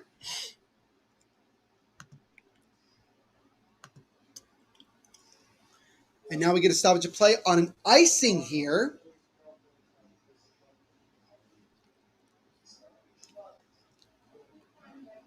So far it's been pretty much a back and forth game as again they're showing a replay of that opportunity by number 13 of the Lightning as he got a wraparound, had an open net. But it went but he just couldn't tuck it in enough. And went right under the glove of Jack Campbell. So a break there for the Leafs. The Lightning were looking to try to get their second lead of the game, but could not. Nylander over to Muzzin. That's taken away. Potential 3-on-1 here as a nice pass to Palat. He takes a shot, and he scores! Andre Palat on a soft tap beats under the glove of Jack Campbell, and the Lightning, just 4:02 into the period, have regained the lead. It's now 3-2. So first of all, Nylander trying to make a pass at center ice, and Muzzin couldn't really hold on to it. Stamkos intercepted it. Nice saucer pass over to Palat, and it looked like it might have hit off someone's skate. We'll see a replay here. As, oh no, it hit the stick of William Nylander as he tried to poke it, and instead he ends up poking it through the legs of his own goaltender and in. So Palat's going to end up getting the goal there. So Nylander, in all retrospect, has a 2-goal night as he scored one for Toronto and now has scored one for Tampa. Tampa has averaged 3.28 goals per game, which is tied for 8th in the NHL. Jacob is loving that. He's saying yay. So shots are now even at 12 apiece, but the Lightning have just retaken the lead, making a 3-2 on Andre Palat's tap-in goal, or Willie Nylander getting an assist on that one since he kind of knocked it in. Palat, 7 of the 8 goals scored this year for him are on the road. So he has definitely been able to find his scoring touch on the road, not so much back home in Tampa.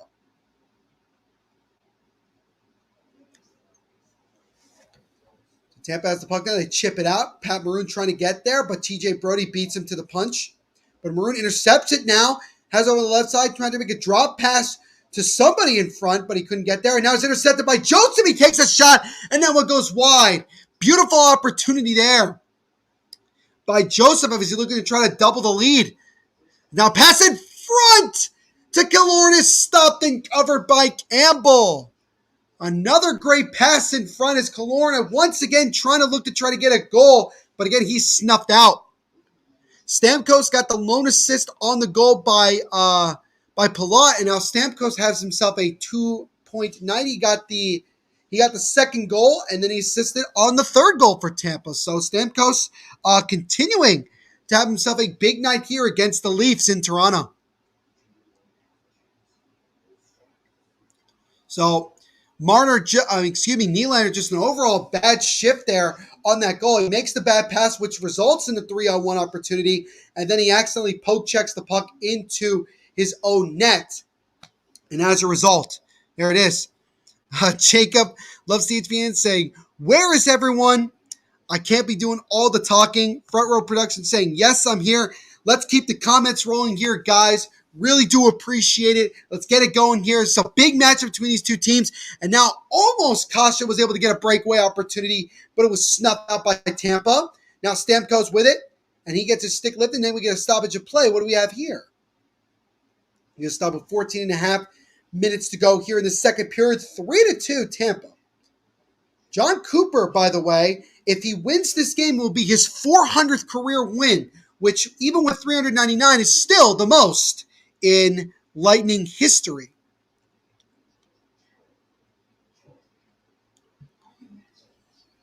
Did Tampa get called for a penalty here? Let's see. No, they did not. As the faceoff will be just outside the lead zone. It's Ross Colton, who is from New Jersey. He's not too far away from my hometown. So there you go. Jersey represent. The Lightning are three-time Stanley Cup champions. They won their first cup in 2004 and then won the last two Stanley Cups, both in 2020, 2021. Is that shot by Ruda doesn't get fully to net. Two shots in a row by him get blocked. Matthews trying to poke it away, and then eventually here comes a potential 2-on-1. Bunting with it now. Drops off to Matthews. Matthews lost it for a second. Bunting gets it behind the net. Bunting over to Simmons. Simmons with it now on the left side. At the top of the point. Over to Hall. Hall takes a wrist shot, and that one is stopped and covered by Vasilevsky.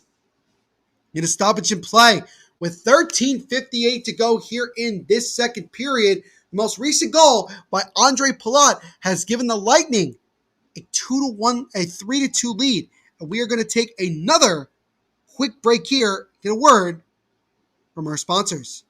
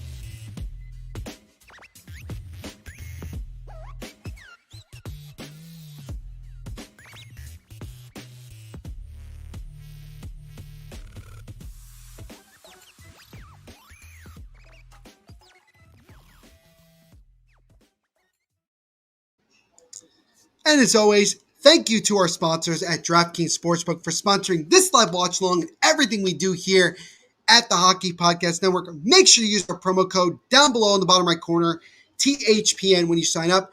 Christian Rubens from Jurmala, Latvia, is making just his second appearance in the National Hockey League. Like I mentioned before, he's on the Toronto Maple Leafs. He made his NHL debut in Tuesday's win against the Columbus Blue Jackets. So, we are about 7 minutes or so into this second period. Andre Palat scored the most recent goal of this game, and as a result, the Lightning have a 3-2 lead. That shot from a sharp angle is stopped and covered by Vasilevsky. 13:51 to go here in this second period. So once again, thank you to everybody who has jumped in and out here of this live watch along. Again, my name is Neil Villapiano. I'm one of the hosts here on the Hockey Podcast Network. I'm the host of the Devil's State of Mind podcast, which covers all things New Jersey Devils. Thank you so much for joining us here on this live watch along between two of the top 5 teams in the Eastern Conference, the Toronto Maple Leafs and the Tampa Bay Lightning. Jacob, give me an update in the Islanders-Preds game. He's saying 2-1 Preds are winning. So it was 1-0 the last time we checked. It was 1-0 Islanders, but now the Predators have taken the lead, which is not great for the Islanders.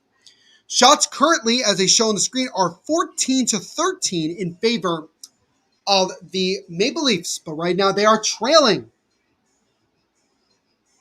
Matthews over to Brody. Brody around the boards. Nylander with the puck right now. Nylander, drop pass to Tavares. Tavares trying to make a pass over to a streaking defenseman, Morgan Riley, but he couldn't get it. Brody with a shot, and that one is blocked in front. A one-time shot by Nylander, and I think it hit the post. as William Nylander was inches away from getting his second goal of the game and what would have been the tying goal there. Front Row Production saying Lightning are still going to win. Things are looking good so far for the Lightning. Jacob giving us an update. It's 2-1 Predators after 1. So another relatively high-scoring first period in the NHL today. As now here come the Lightning. Joseph over to Sergachev. Now Ross Colton has it right by the blue line. He has to pass it back to number 52 of the Lightning. Draw pass over to Sergachev. Sergachev tried to get it to Colton. That one is broken up.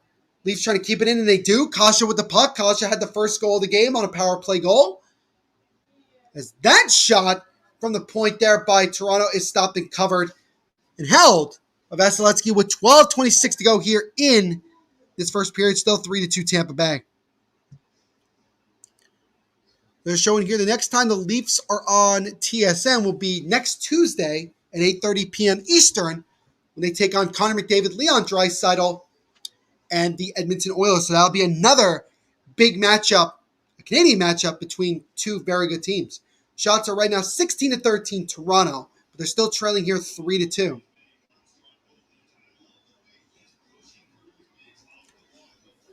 So now Bunting trying to whack away at the puck here, trying to get it.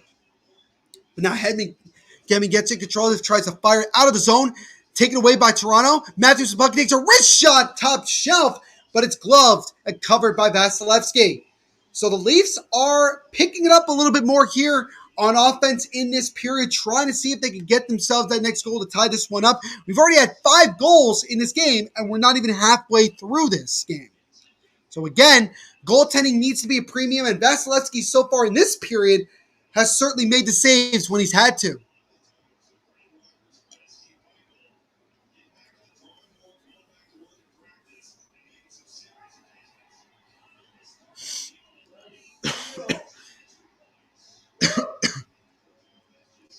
So now, faceoff will be to the left of Vasilevsky, as it'll be Matthews versus Pat Maroon. Matthews wins the faceoff. Liljegren with it on the right side, takes a sharp angle shot. That one is stopped by Vasilevsky. The rebound try was snuffed out away by Hedman before anybody could get there. Matthews intercepts it at center ice, backhand pass over to Simmons, and Simmons just dumps it back into the Lightning zone. Ruda makes a pass intercepted, and that shot from a sharp angle by Toronto is deflected, goes wide, and then another try goes wide in the net for Toronto. Liljegren over to Bunting. Bunting, drop pass over to Matthews. Matthews fired it around the boards, tried to get over to Engvall. He couldn't get it, and Ruda intercepts it for Tampa. And Ruda will dump it all the way down. Is this going to be an icing? It will. And so the faceoff will be back in the Tampa zone with 11:29 to go in this second period.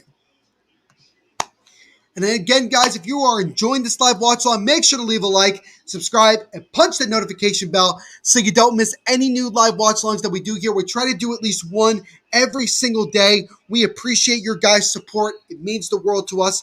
We are trying to get to 600 subscribers. We're about 58 or so away from it. Let's try to get there as quick as possible.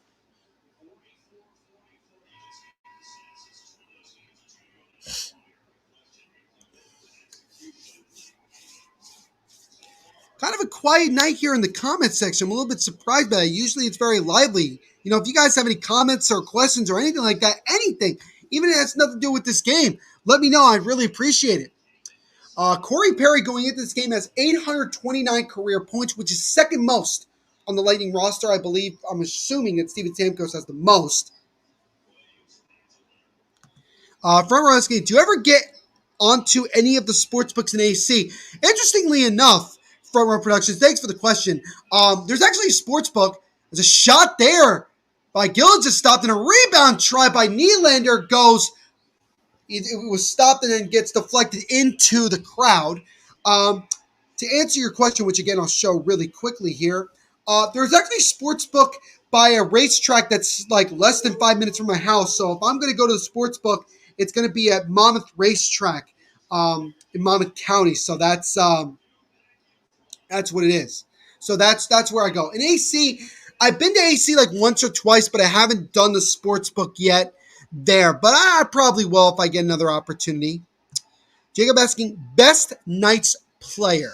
That's a good one. It's a good question. There's a lot of guys that I like on there. For me, though, Stamkos has the puck, gets it over to a shot there by Brandstrom, and he scores. And the Lightning have doubled their lead. It's now 4-2. As number 16 or number 18 was it? One of the two numbers. Number 16 of the Lightning. It's Radish that scored on a one-time pass from Stamkos. And the Lightning have doubled their lead. It's now 4-2. As Brody lost the puck in the O-zone, was taken away by Stamkos. He waited. Radish got it over, went top shelf over Campbell as he was skating from his left to his right. And Campbell just couldn't stop it. And the Lightning strike again. So they have scored 2 in this period and now have taken a 4-2 lead here. So the Lightning having a little bit of space here in this one. 10:49 to go. They are continuing to get outshot, but it shows you how much shots on goal mean very little, as the shots are 19-14 in favor of Toronto, but they are trailing now 4-2. But again, best Golden Knights player, to answer Jacob's question. For me, I've always been a big fan of Max Pacioretty. I love his goal scoring ability, what he's able to bring. I still think he brings it a lot with the Golden Knights. As a Devils fan, I always wanted the Devils to try to go get him, but they never could. But yeah, Max Pacioretty is definitely my favorite Golden Knights player. It was David Perron, who's one of my all-time favorite hockey players, but Perron is obviously back with St. Louis. So that goal by Radish comes at the 9:11 mark. Stamkos getting his third point of the night. He has a goal and 2 assists now. So Stamkos is definitely showing us why he definitely deserves to be on Team Canada, as he's had a 3-point night. Farmer Production saying, oh yeah, I know where that is. He says, I got a suite at Bailey's from 26 to 30. That's awesome, man. He says, get the boys and come down. I'll definitely come down there if I get an opportunity. Jacob saying his favorite Golden Knights player is Mark Stone. That's also a good pick as well. I'm also a big Jonathan Marchessault fan. I love his story, being, doubted in Florida, coming over to Vegas and really doing the stuff that he's done. As a long pass there, trying to make a breakaway opportunity snuffed out by Tampa.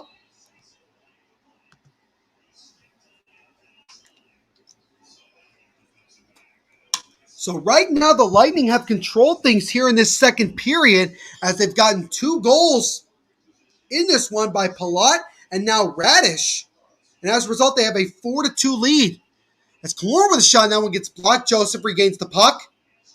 Now Runa just tried to poke it away before Simmons could get it, but now here come the Leafs down the other way. Draw pass over, and a backhand trying. That would have stopped. Rebound trying to scramble, and Vasilevsky's able to cover it before anybody could get there and poke it. And we get a stoppage in play. With 8:47 to go here in this period, the most recent goal by Radish has given the Lightning a 4-2 lead over the Leafs. From our production saying it's going to end up being 6-2.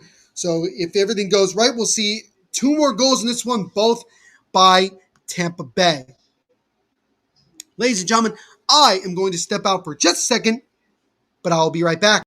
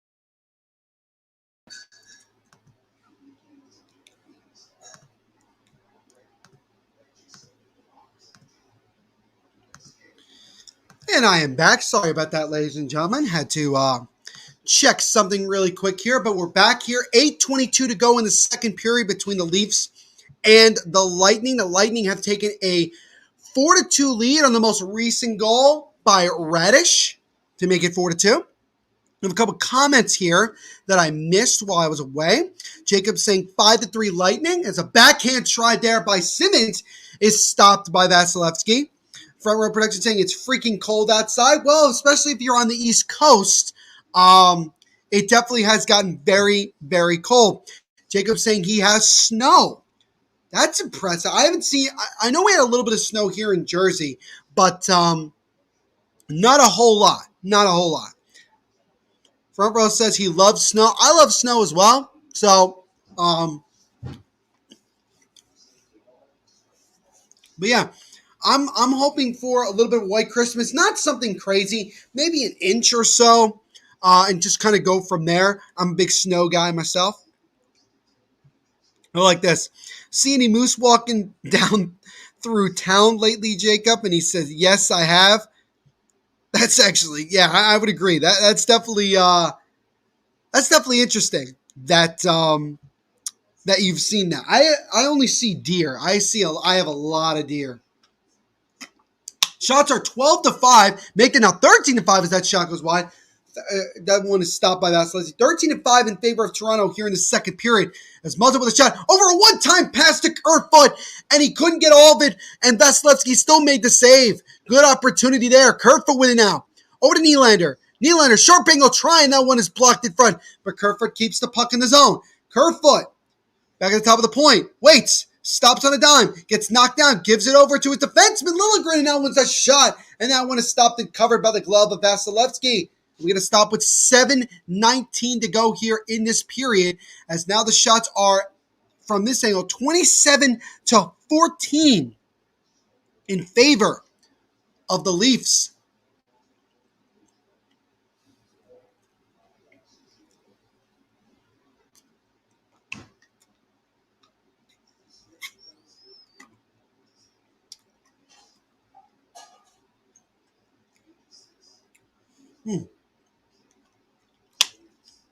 They just showed the last shot by Kerfoot. It actually hit the side of the net, so actually ended up not being a shot on goal. But now Stamkos with a shot from a sharp angle goes wide, but the Lightning keep it in. Palat with a sharp angle try from the left side, but that one is stopped by Campbell.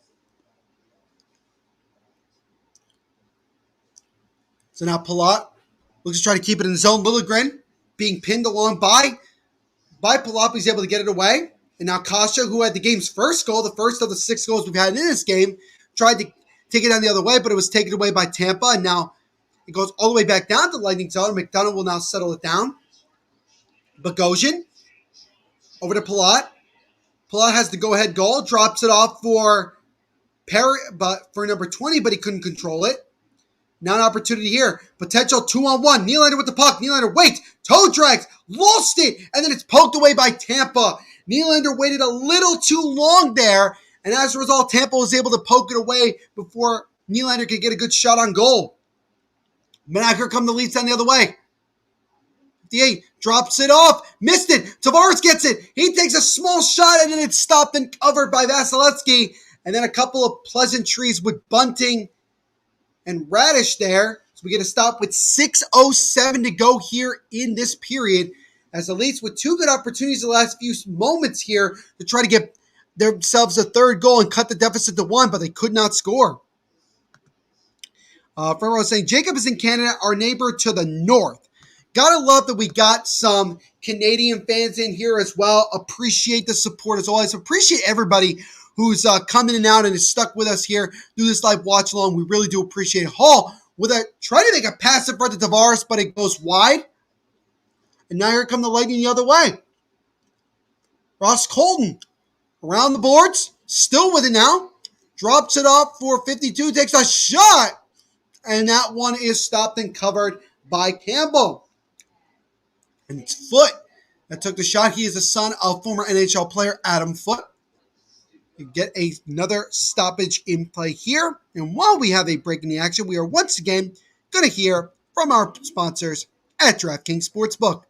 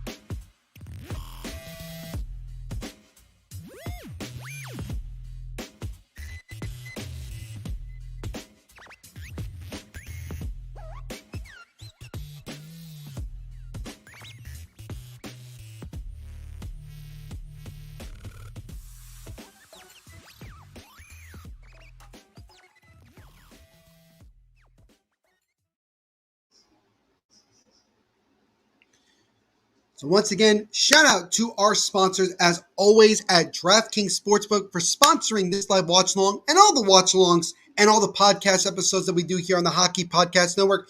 Make sure to use our promo code as you see down below when you sign up, THPN.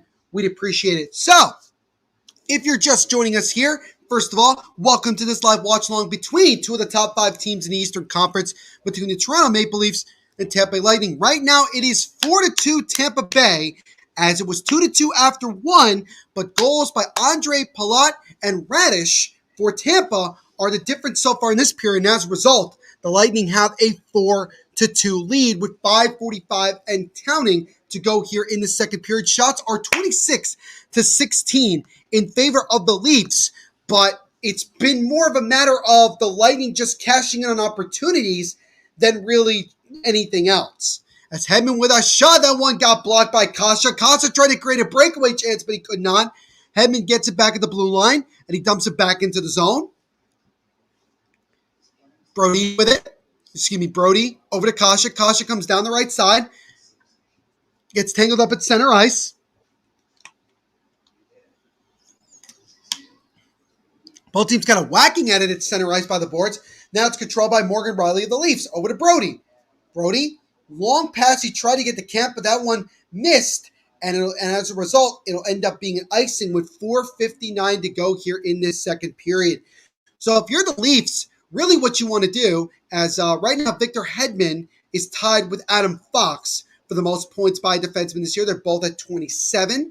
Roman Josi and John Carlson are tied for second/third with 24, by the way. If you're the Leafs, you got to try to find a way to get at least one of the 2 goals back before this period ends. You can't. It's not over if you're down 4-2 after 2, but you obviously would rather be in a more ideal situation, being only down by 1 going into it. As now a drop pass to Kemp, he takes a shot on a partial breakaway, but it goes well high to the net. Good tap pass there, but he couldn't get it. Now Palat trying to create a breakaway there. He gets held up, by Liljegren. No penalty called there. Kind of surprised. Oh, wait, did they call a penalty? So we're going to stoppage at play here. 4:33 to go.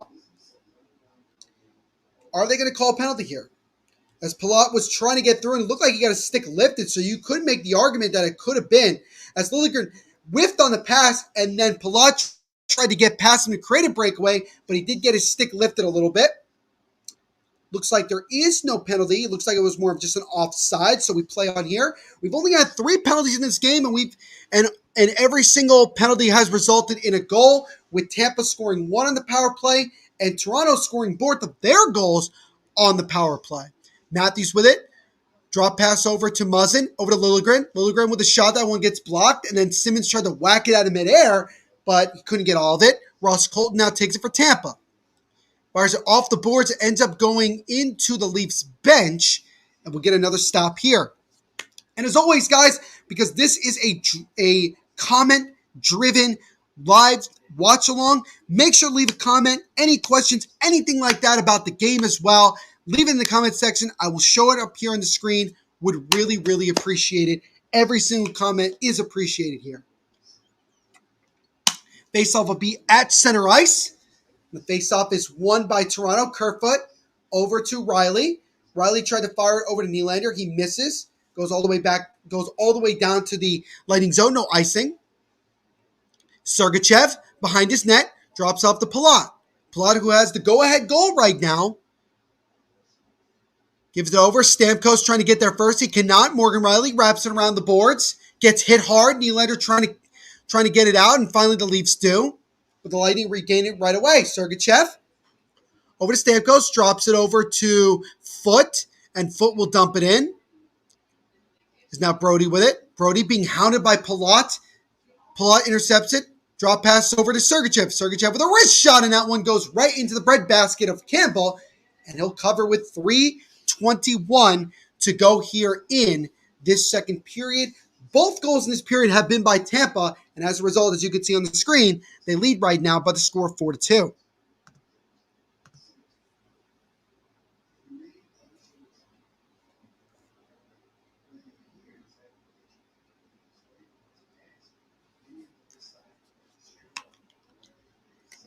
So the faceoff will be to the right of Jack Campbell, who has stopped so far 14 of the 18 shots. So he's definitely had himself one of his few off nights here. But again, as I mentioned in the pregame show, even though the Leafs have won 3 of their last 5, they've given up a lot of goals. They've had to win a lot of high-scoring games. So their defense and goaltending has been somewhat suspect of late, and it's continuing to be a problem here in this one. And right now, they're still trailing by 2 goals.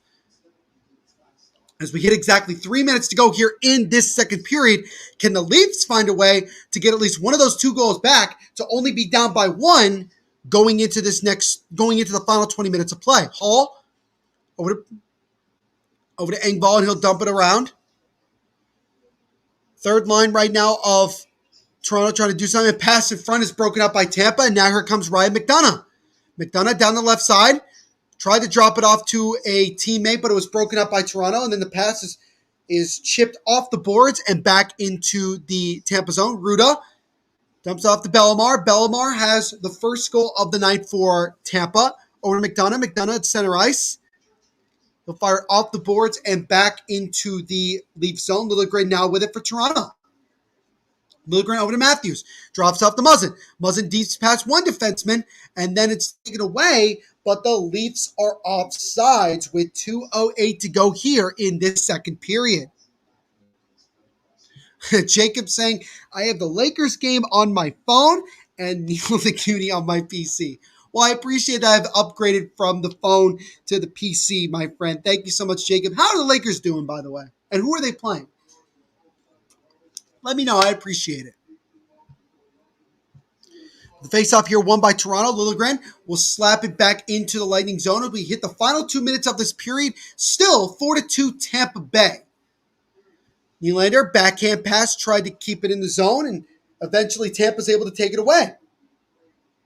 Off the boards, can they get it out? Right now they're struggling to just get it out, and eventually they do, but now it's whacked out at center ice by the penalty box. Both teams just kind of fighting for it here, and Nylander eventually gets it and fires it back into the Lightning zone. Vasilevsky plays the headman, who plays it over to his defensive partner. Now over to Palat. Palat waits, gives it over to Hedman. Hedman tried to drop it to Stamkos, but ends up going all the way down into Toronto zone, and the Leafs are able to get it, and now they'll be able to set it up. Morgan Riley up the center of the ice. Got 1:18 to go here in this second period. Trying to get past to Ritchie, who was broken up before the Leafs could set it up in the O-zone. Puck is now once again back by the penalty box. Now it's taken away. Ross Colton with it. Take the wrist shot, and that one just goes wide of the net. Ross Colton looking to try to make it a 3-goal lead here late in this period, but that shot goes wide. Leafs just trying to get it out. Ritchie now with it. Backhands it to Kasha, and that one just gets out of the zone. Now Kasha gets it. He's one-on-one with Foot. Tried to deke past him, couldn't get it. But now Kasha is able to control it for just a second, but Tampa intercepts it, and that pass goes all the way down. Is this going to be an icing? It looks like it will be. So we'll get a faceoff back in the Tampa zone with 42.1 to go here in this second period. Both goals of this period have been by Tampa as they still lead it here 4-2. Jacob saying 12-11, sixth place in their division. The Lakers are definitely struggling. Who are they playing tonight? I'm kind of curious now. Who are they playing tonight, Jacob? Faceoff won by Tavares. As now Muzzin takes a wrist shot, and that one goes right into the glove and covered by Vasilevsky, who's had a much stronger second period.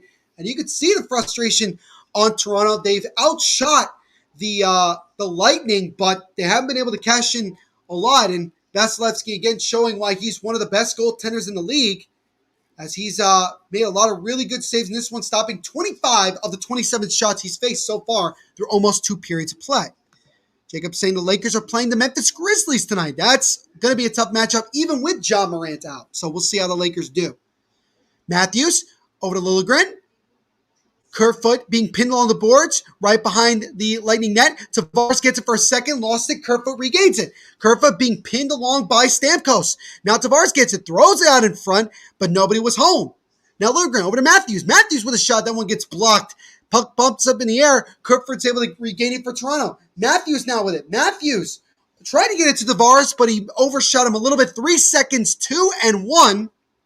And that will do it for the second period of play. So Andre Palat with a little bit of help from William Nylander, and Radish were the 2 goal scorers for Tampa in this second period. And as a result, it is now 4-2 Lightning after 40 minutes of play. So for the Maple Leafs, who have had a lot of success at home this year, are staring with the possibility of losing just their 5th game at home against this very talented Tampa Bay team. And we'll see how they do once this third period commences. Jacob telling me Russell Westbrook can shoot threes now. Well, good for him. It's about time he started shooting threes. But while we have a break in the action here, we are going to get another word from our sponsors.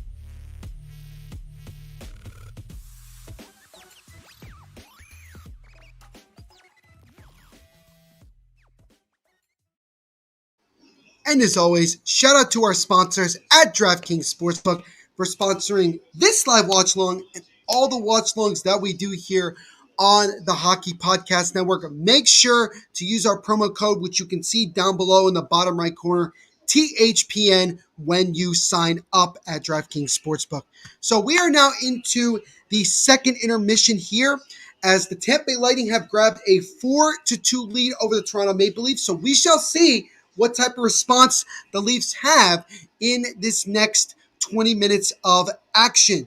But if you guys have any questions, comments about this game, or anything like that, make sure as always to leave a comment down below in the comment section. I will share it here on the screen, and I will certainly answer it. This is a comment-driven stream. You guys are the big reason that we are in this position, that we do these. You guys are awesome, and we always appreciate your guys' help.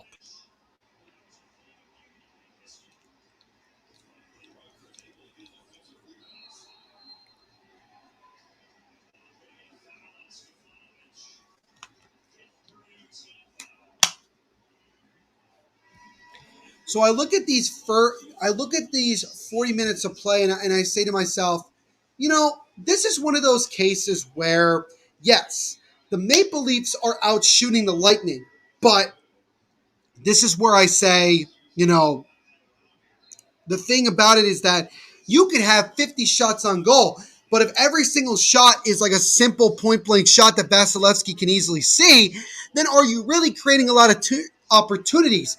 The biggest difference in this game, for me at least, is simply that the Lightning have been able to take advantage of the opportunities. They've created some point-blank chances, and they've been able to cash in. They've taken advantage of those opportunities, and they've scored. And as a result, they've been able to get themselves this 4-2 lead. For Toronto, it's about creating those opportunities, and not only creating them, but cashing in on them. But they got 20 minutes left to play, so let's see if they can do that.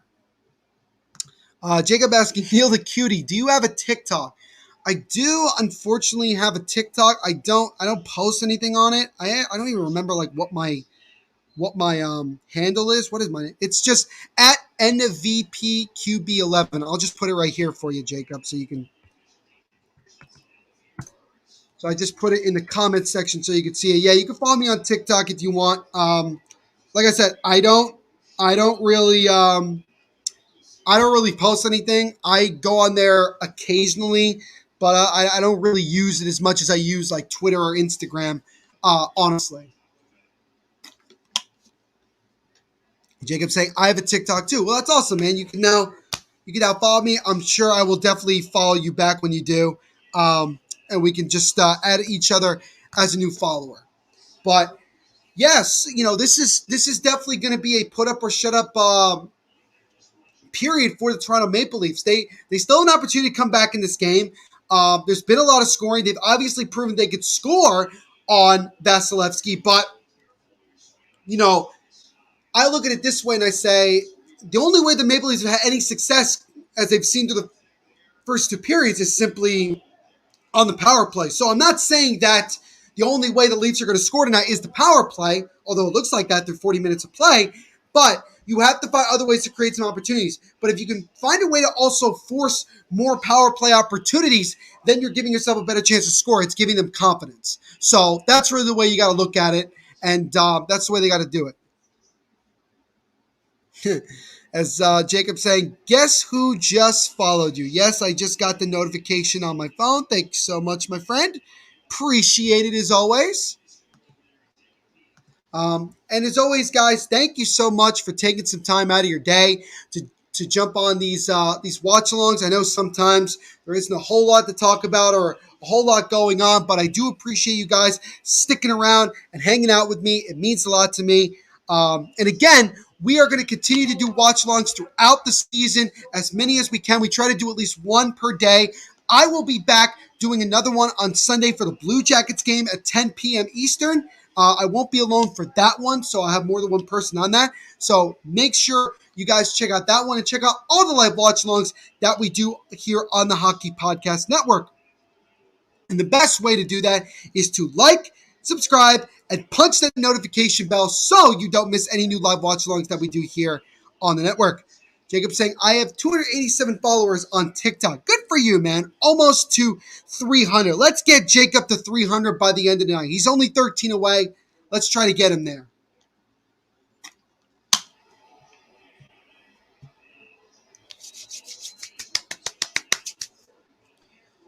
So it's been a pretty solid first 40 minutes of play. We've seen about as much scoring as I think you would have expected. Um, Jacob saying, only having one person here, it can get boring. Yeah, I mean, I definitely agree. It's not a lot of people on tonight. Maybe a lot of people are busy. But again, anybody who's been able to jump on at any moment, thank you guys so much. But yeah, if anybody else is watching this, please make sure to leave a like. Let's get the comment section rolling. Like I said before, this is a comment-driven stream. We really do appreciate all the comments. Please make sure to leave some comments and I will answer them. I'll show them on the screen and I really would appreciate it. I am going to be right back. I'm going to step out for just a moment. I will be back in about a minute or two.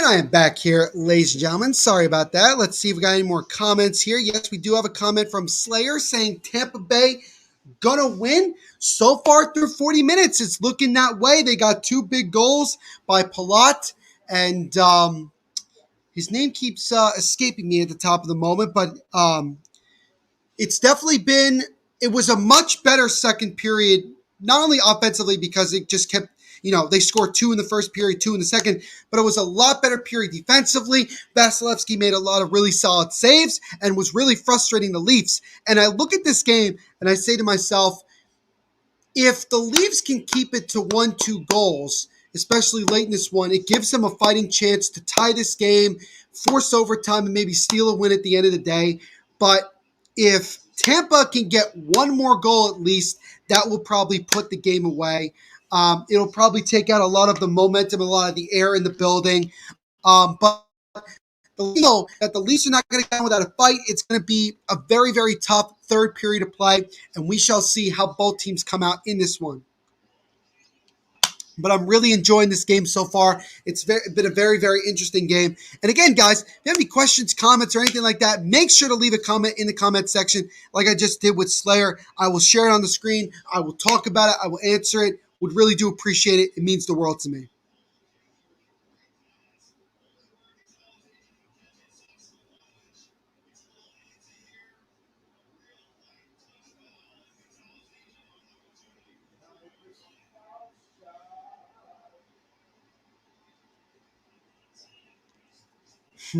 Front Row Productions asking who followed Jacob.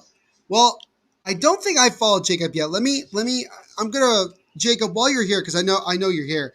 I'm gonna follow you back because I'm gonna let me see if I can find you. Where did you find like notifications? Oh, here we go. So I'll follow you back. So there you go. Got another follower there for Jacob. So Jacob saying, I followed Neil on TikTok. Front Row Productions saying, cool.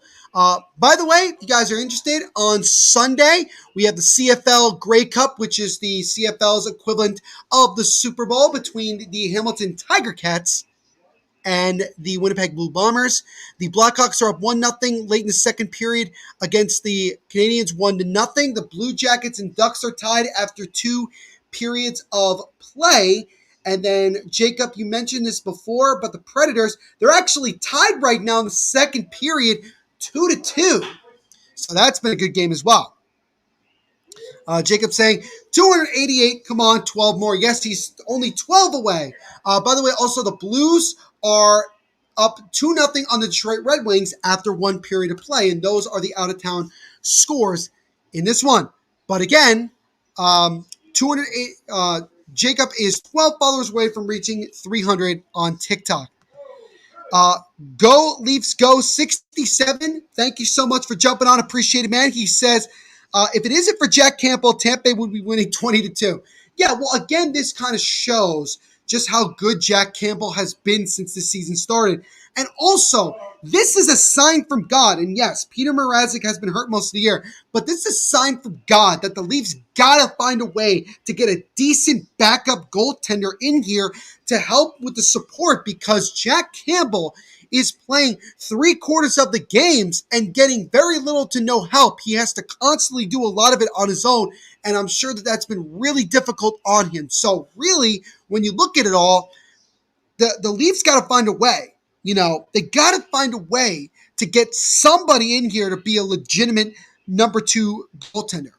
I know Hutchinson was pretty solid before he retired, obviously, but they got to find somebody. Firmware Productions with his own cell plug saying, my TikTok is Andy.variant. So I will follow you right now, my friend.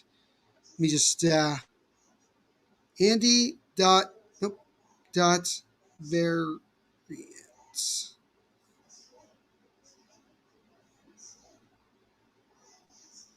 I could not find you. Saying Jacob is one of my TikTok mods for the live streams. Oh, that's pretty cool.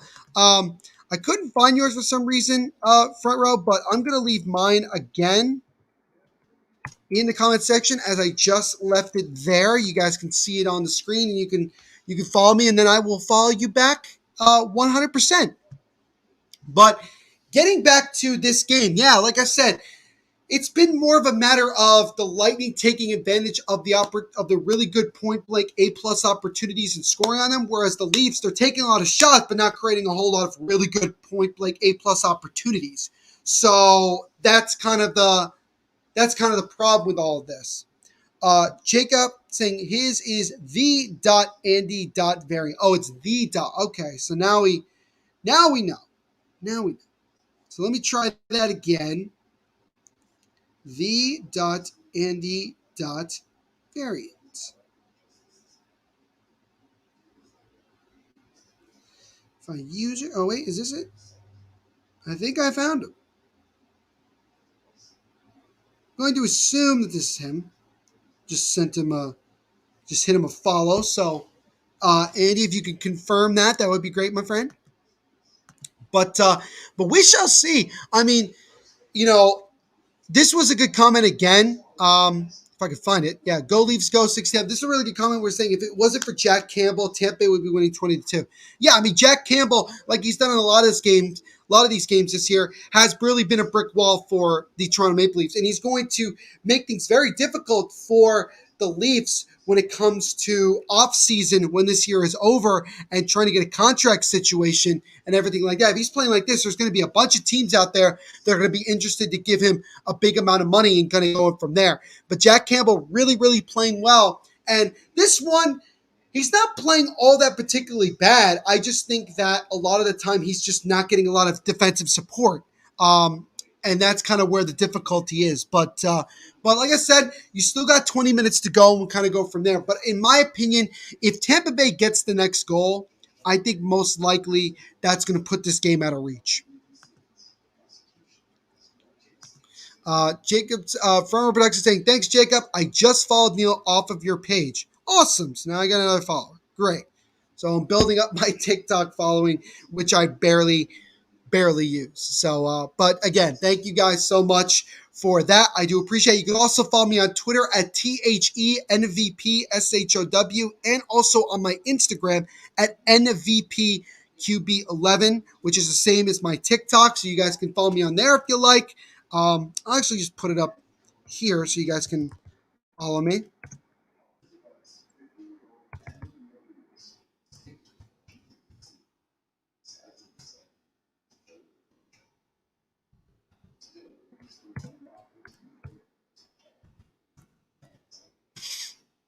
So that is my Twitter and Instagram handles. Those are my personal Twitter and Instagram handles, so you guys can follow me on there.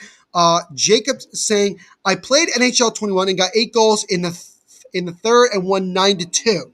Very, very impressive.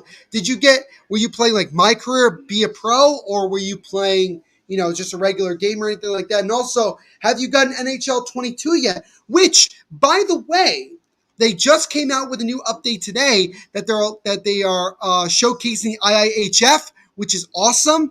They're showing women's teams, which is really cool. I think it's just it's a great thing, and they were saying how that was a rare W for EA Sports and the NHL franchise, and it was great that they were doing that. So, what are your guys' thoughts about that as well?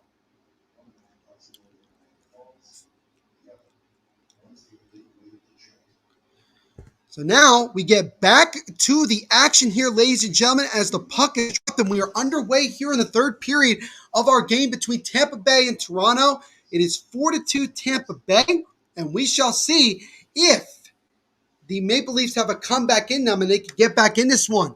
The Lightning are 9-3-1 this season, 9-1-3, excuse me, when leading after 2 periods of play. Jacob saying, I play GMO, which is where I'm the GM of my team. I'm assuming you are the GM of the Golden Knights. Would I be correct? As Perry, with a weak shot that got blocked, did not get to Campbell. Another one of my good friends here, Andrew, saying, hi, Neil. What's up, my man? What's up, Andrew? Hope you are doing well. Thank you so much for coming on and hanging out with us here tonight. We really do appreciate it. That is awesome. Andrew saying, what are we talking about? We were just talking about the latest update as a shot by Nylander is stopped and kicked aside by Vasilevsky. We were just talking about the latest update on NHL 22, the video game, where they're actually having women's hockey teams as well as international teams, IIHF, which is awesome. And I wanted to get your guys' opinion on that. Jacob saying, yes, I'm the GM of my Knights, which I'm sure is not that hard to do considering how talented they are. Now the Leafs have it in their own zone. Nylander with it as we're about 90 seconds into this period. Leafs still looking to try to get back in this one as they still trail 4-2. Slayer saying the Lightning have won 2 Stanley Cups in a row. Yes, and they're looking for a third this year if everything goes well. As Hall has the puck behind the boards, look for a pass out in front to Richie. He had him, but he couldn't control the pass. Otherwise, he would have had a point-blank opportunity in the slot to take a good shot. Jacob giving me an update in the Lakers game, saying the Lakers are down 59-53 to the Memphis Grizzlies at the half. Andrew talking about the NHL update. That was good. That's awesome. It absolutely is. It's awesome. Slayer saying Tampa Bay for the win as a pass in front is no good. Rubens got it. And Rubens trips up Joseph, or we're going to get a penalty as a shot there by Killorn is stopped. And then we get some pleasantries after that. But now the Lightning, who are 1-for-1 in the power play, just little less than 2.5 minutes into this period, will get just their second power play of the game and an opportunity to try to take a commanding 3-goal lead as Rubens, playing in just his second career game, is going to get called for the tripping penalty as he tripped up Joseph right behind their own, right behind the Leafs net. As Slayer said, Tampa Bay for the win. Jacob saying, I've made the Knights 5 Stanley Cups in a row. Very impressive, unless you're playing on rookie mode, which makes sense. Slayer saying Tampa is one of the best teams in the league. They are certainly one of the best teams in the league. There's no question. Andrew saying, I don't care. I don't know what you don't care about, but okay, we'll rock and roll with it.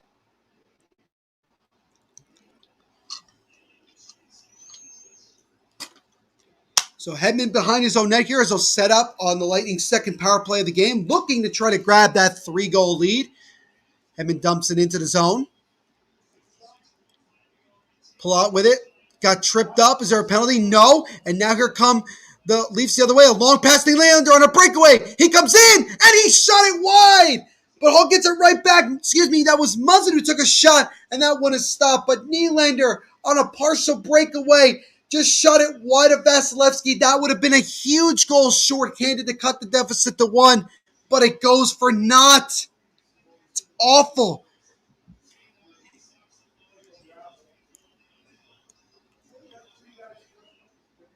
So now Nylander having a little bit of words with some of the guys on the Tampa Bay bench, but we have a little bit less than a minute to go here on the power play. Lightning haven't really done a whole lot in this one. Kosh is able to intercept it for a second, and then the Leafs are able to clear it back down. So about 40 seconds to go here on the power play, as this is the closest we've had to either team not scoring on it. Perry, long pass over to Pilat. It gets broken up. Excuse me, that was Sergachev. His pass got broken up. Now Perry right in the slot, take a slap shot, and that one is kicked out by Campbell. And then the Leafs are able to get it and clear it back all the way down to Vasilevsky. So McDonough will get it with 20 seconds to go here. So probably one more opportunity for the Lightning here to try to see if they can get their second power play goal of the evening. Drop pass from McDonough to Stamkos, who has a 3-point night. Gets knocked down. Doesn't look like there'd be a penalty.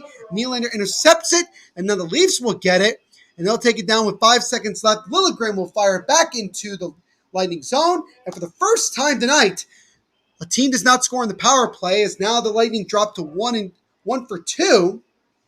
As a shot from center ice is stopped and then covered by Campbell, and we'll get a stop with 15:28 to go here in this third period. So we had just our fourth power play of the game, and that was the first time tonight that the power play did not result in a goal. So Jacob's saying, be a pro mode. Fair enough. I want to be a fan of it, but it's not great. It could be a lot better. Slayer asking, why can't you put the game on the screen? Front Row Production saying it's illegal. And then Andrew asking me, are you watching on ESPN Plus? Yes. My friend has been generous enough to let me borrow. Has been going with a shot. No one has stopped and goes away. Good save there by Campbell. But yes, my friend allowed me to borrow his ESPN Plus account. So I'm watching this via the Maple Leafs network, which is on TSN4, by the way.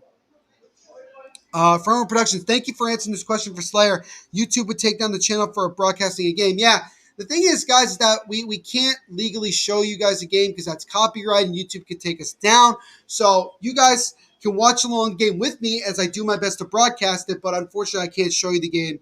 I do apologize for that. Andrew saying Tampa is the champ, so that's why Tampa is the best. Fair enough. As we get an icing here as a face-off, be back in the Tampa zone. Front Row Production saying Tampa will beat the Leafs. Well, about 5.5 minutes into this third period, it's looking like that's going to be the case. But we shall see. A lot could change in the next 14:36 of this one. Biggest thing to watch out for, especially as this game goes on here with it still being 4-2. When does Sheldon Keefe, the head coach of the Leafs, decide to pull Campbell to try to get an extra skater while down multiple goals? A lot can determine that moving forward. But now here comes Ross Cole with a shot. That one is stopped, and he couldn't control the rebound, but luckily nobody was there. So another good save there by Campbell. Brodin over to Kasha, and Kasha just fired it to basically nobody, but luckily the Leaf player was able to get it. Now Tavares with it. Tavares comes in. Toe drag, takes a shot. That one is stopped by the shoulder of Vasilevsky. Good opportunity there. But now Kasha's able to get it back. Still looking for it, and it's taken away by Joseph of the Lightning. Morgan Riley gets it and fires it back down into the Lightning zone, and now they'll go back and restart. Hedman over to Ruda. Ruda behind his net, back over to Hedman on the left side. Hedman tried to get over to Stamkos, was broken up. Muzzin behind his own net, fires it around the boards. Now goes all the way down. Nylander trying to get there first. He cannot. Now Nylander has it. Backhand pass over to Liljegren is broken up by Tampa, and he'll go back into the lead zone. Shots are currently 30-22. 30-22 in favor of the Leafs.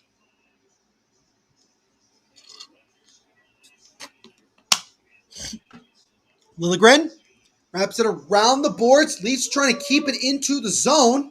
Now Muzzin tried to dump it in, couldn't.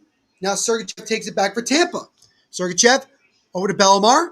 Drop pass over to Pat Maroon. Pat Maroon lost it. It was taken away by the Leafs for a second, but now the Lightning are able to control it for also just a second, and it's taken away by number 43 of the Leafs. But then McDonough takes it back for Tampa in his own zone.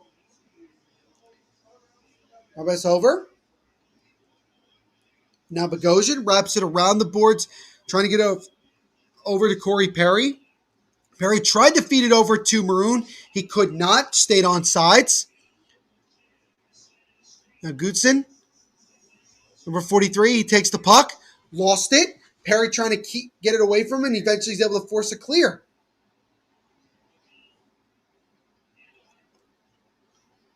So now, Lightning in the zone. Gets knocked down. Fortier gets it over, and I apologize. My pop is watching one of his alma maters playing basketball in the other room, so he's definitely excited. He's not watching the Maple Leafs game, that's for sure. So we're a little bit over 8 minutes into this period here. The puck is just kind of bouncing around. Neither team really generating a whole lot of opportunities, and that's working more in the favor of Tampa as they still hold this 2-goal lead. And now Toronto's got it. Morgan Riley on the right side. Dropped it off the curve foot. He couldn't get it. Now Sergachev, behind his own net, looks to set it up. Sergachev, back over to Ruda. Ruda, long pass, tried to get it over to Killorn, but then is able to take it away. And now Ross Colton with it. Colton on the far right side. Gets over to Killorn. Killorn lost the puck, and it's taken away by Brodin. Excuse me, TJ Brody. He dumps it in. Nick Ritchie's going to get there first for the Leafs. Ritchie behind the net. Wraps around in front. Couldn't get it. Puck's bouncing up in the air. Joseph lost his stick. And then didn't look like there's any penalty there. As get no call. As now the Leafs trying to hold on to the puck. They cannot. Liljegren is able to keep it in.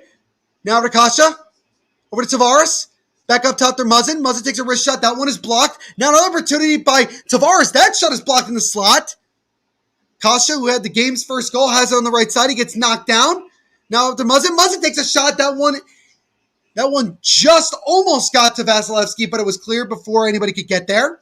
Foot. Loses it to Liljegren. Now Tavares with it. Tavares over to Muzzin. Muzzin takes a shot. And a beautiful save there by Vasilevsky. But it knocked in on a rebound by Kasha, and he scores.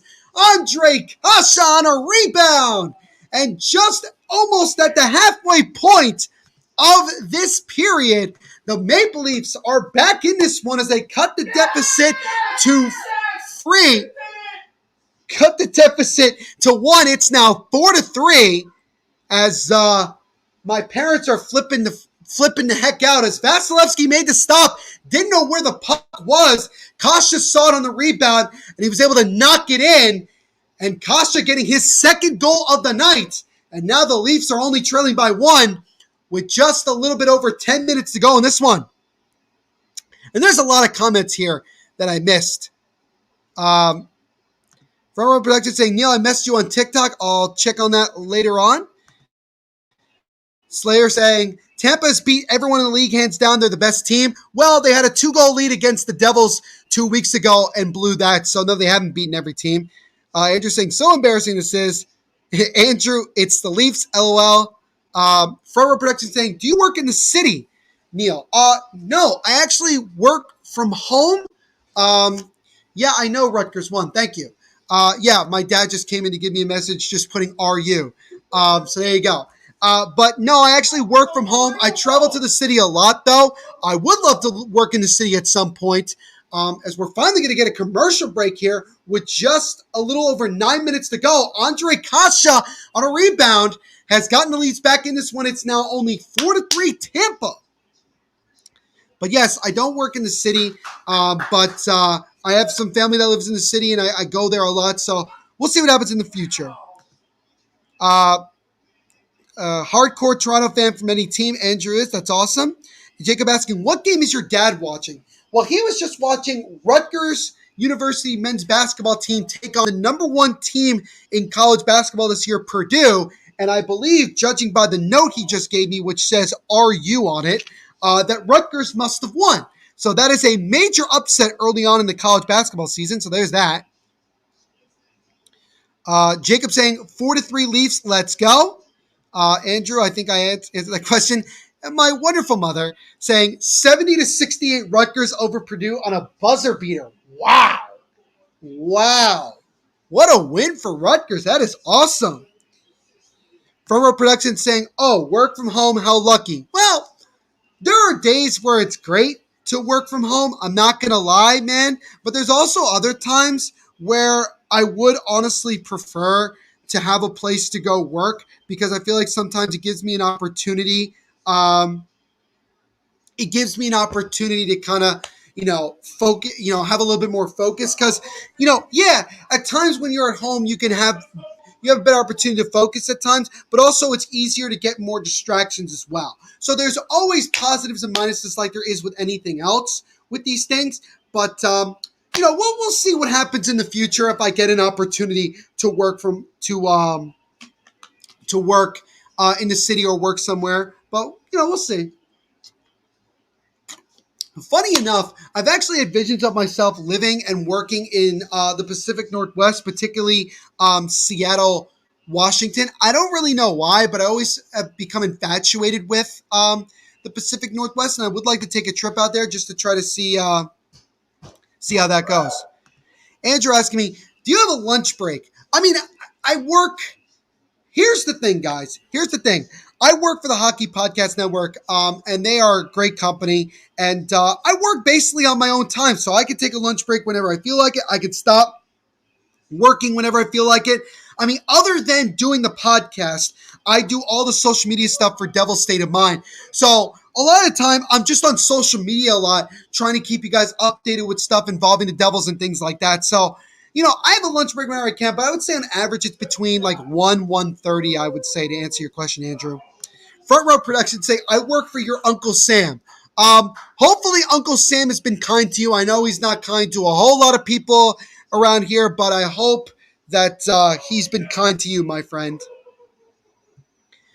But we're back to the action here with 9:40 to go here in this game. The Leafs just cut the deficit to 1 on Andre Kasha's second goal of the game. Shots are 33-23 in favor of Toronto, as the Leafs now look to try to get another goal here to tie this game up at 4, as things have certainly picked up a bunch here in this third, as Morgan Riley with a shot that goes wide.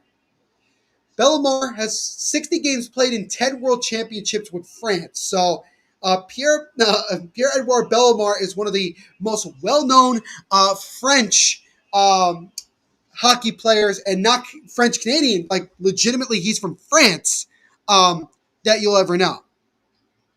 From our production saying, oh yes, very kind about Uncle Sam, that's great. Andrew saying he will be right back. No worries, man, take your time. Front row production saying no more Leafs goal. Well, we'll see if there's any more goals in this one. Both teams had 2 goals in the first. The Lightning scored 2 goals in the second, and the Leafs have scored the only goal here in this third. So we have had a high offensive, really good game overall by 2 of the best teams in the NHL going up against each other. That is really good as we get an offsides here with 8. Actually, no. We're going to get a penalty here. It looks like it's going to be a hooking penalty against the Leafs, I want to say. We'll see. Yeah, it's going to be a penalty. It looks like it's going to be Andre Kasha, who just scored that third goal, who's going to end up getting the penalty. So the Lightning, who are 1 for 2 on the power play, will get an opportunity here to score. And while we get a break in the action, we are going to get a word from our sponsors.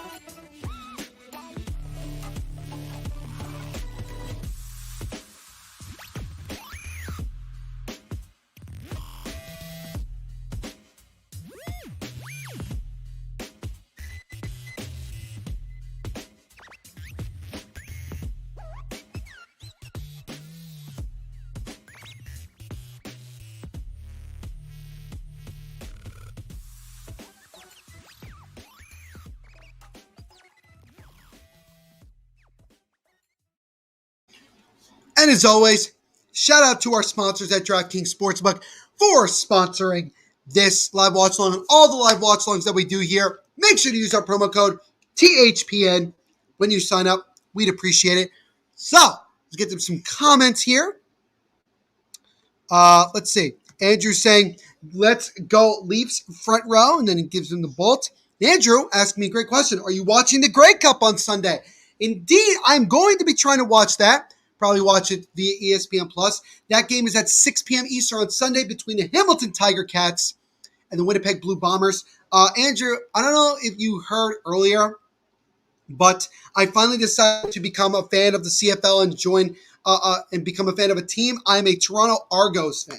So I don't know if you're going to be happy about that. I know Jacob isn't happy that I'm a Argos fan, but that's going to be the team that I'm a fan of. But back to the action here between the Leafs and Lightning. The Lightning are on just their third power play of the game. They are 1 for 2. Right now they lead it 4-3. The most recent goal was Andre Kasha getting his second of the game. An opportunity here. Nice pass in front. That one's deflected, but it goes wide of the net. Opportunity there for Radish looking for his second goal of the game. But he couldn't score there. Otherwise, the Lightning would have gotten back that 2-goal lead. But now Hedman with it. Over to Stamkos. One-time shot, and that one goes wide of the net. Stamkos looking for a second of the game. Leafs just trying to whack it out of the zone. Muzzin gets it, and he's able to clear it all the way back down into the Lightning zone. But yeah, the Lightning right now they're only holding on to a 1-goal lead, but this is a big opportunity. And Andre Kasha, who scored that scored his second goal, and the most recent goal, is the one who's taking the penalty right now. He got called for a slash. Pat Maroon on the right side. Waits. Tried to dump it off to the back of the top to Sergachev, and he loses it. Now Morgan Riley comes down for the Leafs. He's got one person with him. He just dumps it over to Vasilevsky, who has to make a save and kick it away. 18 seconds to go here on the man advantage for Tampa. Sergachev over to McDonough. And that one's intercepted by Matthews, but he couldn't control it enough to create something. And then McDonough just has to take it all the way back in his zone. 3 seconds, 2-1. And so the Lightning, after scoring on their first power play, have not scored in their last two. They are now 1 for 3 on the power play in this one, as they still lead it here, only 4-3. So yeah, if anybody's a fan of the CFL, make sure to leave your predictions, by the way, for the Grey Cup. Who's going to win? What is your score and everything like that? Again, it's the Hamilton Tiger Cats versus the Winnipeg Blue Bombers. That game will be Sunday evening at 6 o'clock in Hamilton. So that should be a very, very good matchup. And for anybody who's from the United States that doesn't know what I'm talking about, CFL is the Canadian Football League, and the Grey Cup, as Andrew mentioned before, is the CFL's equivalent to the Super Bowl. It's their championship game, so to speak. Hedman whacks it over, and it's intercepted by Matthews. Matthews tried to feed it up to the top of the point to Ritchie, but he couldn't control it. Ritchie now back at center ice, drops it over to Hall. Hall with 6 minutes to go in this one. The Leafs right now trailing 4-3, still looking to try to get that next goal.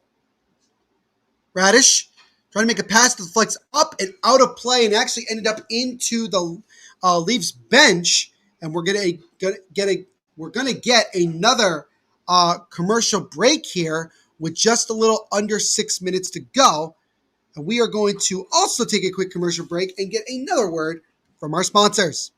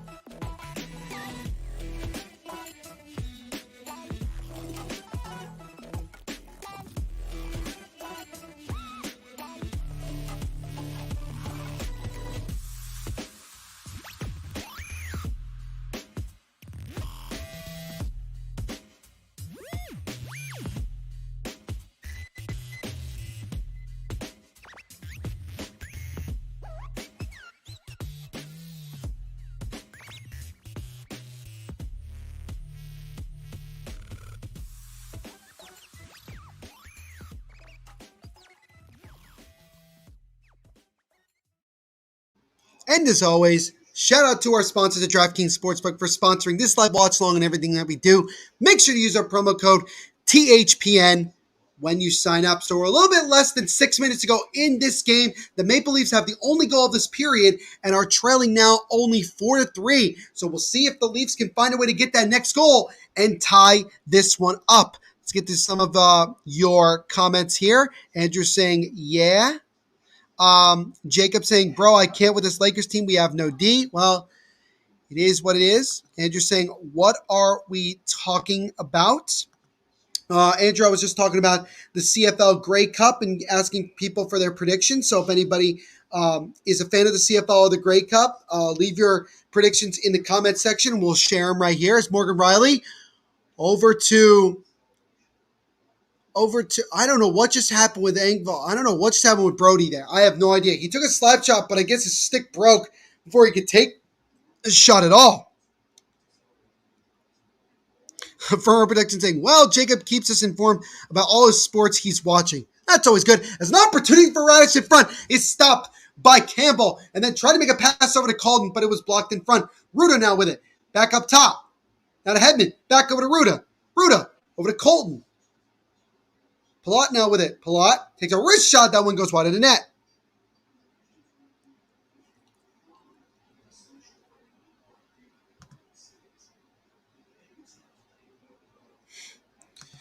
Jacob saying Vegas won 5-4 after being down 3-1. Looks like front row Andrew and Jacob having a nice conversation in the comments section. We love to see it. Again, keep the comments rolling, guys. We do appreciate it. Opportunity for Killorn and a great left leg pad save by Campbell. Long pass and a shot there. Might have gotten a piece there by Vasilevsky, but nonetheless, a good opportunity gets snuffed out as the Leafs nearly were able to score there to tie the game up. Liljegren now has it behind the net. 4:10 to go in this one. Here, ladies and gentlemen, as the Leafs still pushing to try to get that game-tying goal. Now Bogosian whacks it in, keeps the puck in the offensive zone for the Lightning. Number 20 has it. Make a pass out in front, and now the Leafs take a Liljegren. Tried to get it out, and it's taken away by Sergachev, but then the Leafs get it right back. Leafs is trying to get out, and a long pass there to Simmons is broken up after a nice pass from Austin Matthews, who's had a very quiet night here in this one. And I mentioned how he needed to step up in a big-time game like this, and right now he has really been very quiet. Kerfoot down the left side, takes a pass in front, and that one is covered and then cleared away by Vasilevsky. Now Ruda takes it away for Tampa, and they'll come back the other way. Maroon now with it, makes a pass over. It's broken up as he tried to get to Bellemare. And then Bellemare will clear back in the zone. Hall will go get it for Toronto. Hall has a pass intercepted by Maroon. But then Hall takes away, and here comes Kemp. Over to Kasha. Kasha already has 2 goals tonight. Kasha drop pass to Kerfoot. Kerfoot with a shot, and that one is stopped and kicked away by Vasilevsky. Little less than 3 minutes to go, and this one's still 4-3. But a pass over to Kasha, but that one is broken up before he could get a one-time shot. He would have had a golden opportunity there if he got the puck. From our production saying, Neil is a talented sportscaster. Thank you, front row. I appreciate that. I've had my fair share of broadcasting over the years. I got my certification actually at Hofstra University in Long Island. I do the best that I can. As Richie now takes a weak shot, that one is kicked away by the right leg pad of Vasilevsky. And now the Lightning come the other way. It's Ross Colton now with it. Colton drops it over to his partner, but they are going to be offsides with 2:16 to go in this one. But like I said, I try to give you guys the play-by-play as best I can. We'll also answer your questions and kind of go from there. Friend was saying, when I'm in Philly in a couple weeks, I'm going to take the subway to Tim Hortons. Love to hear it, man. Love to hear it. Make sure to save some Timmies for me, good sir. Appreciate it, buddy.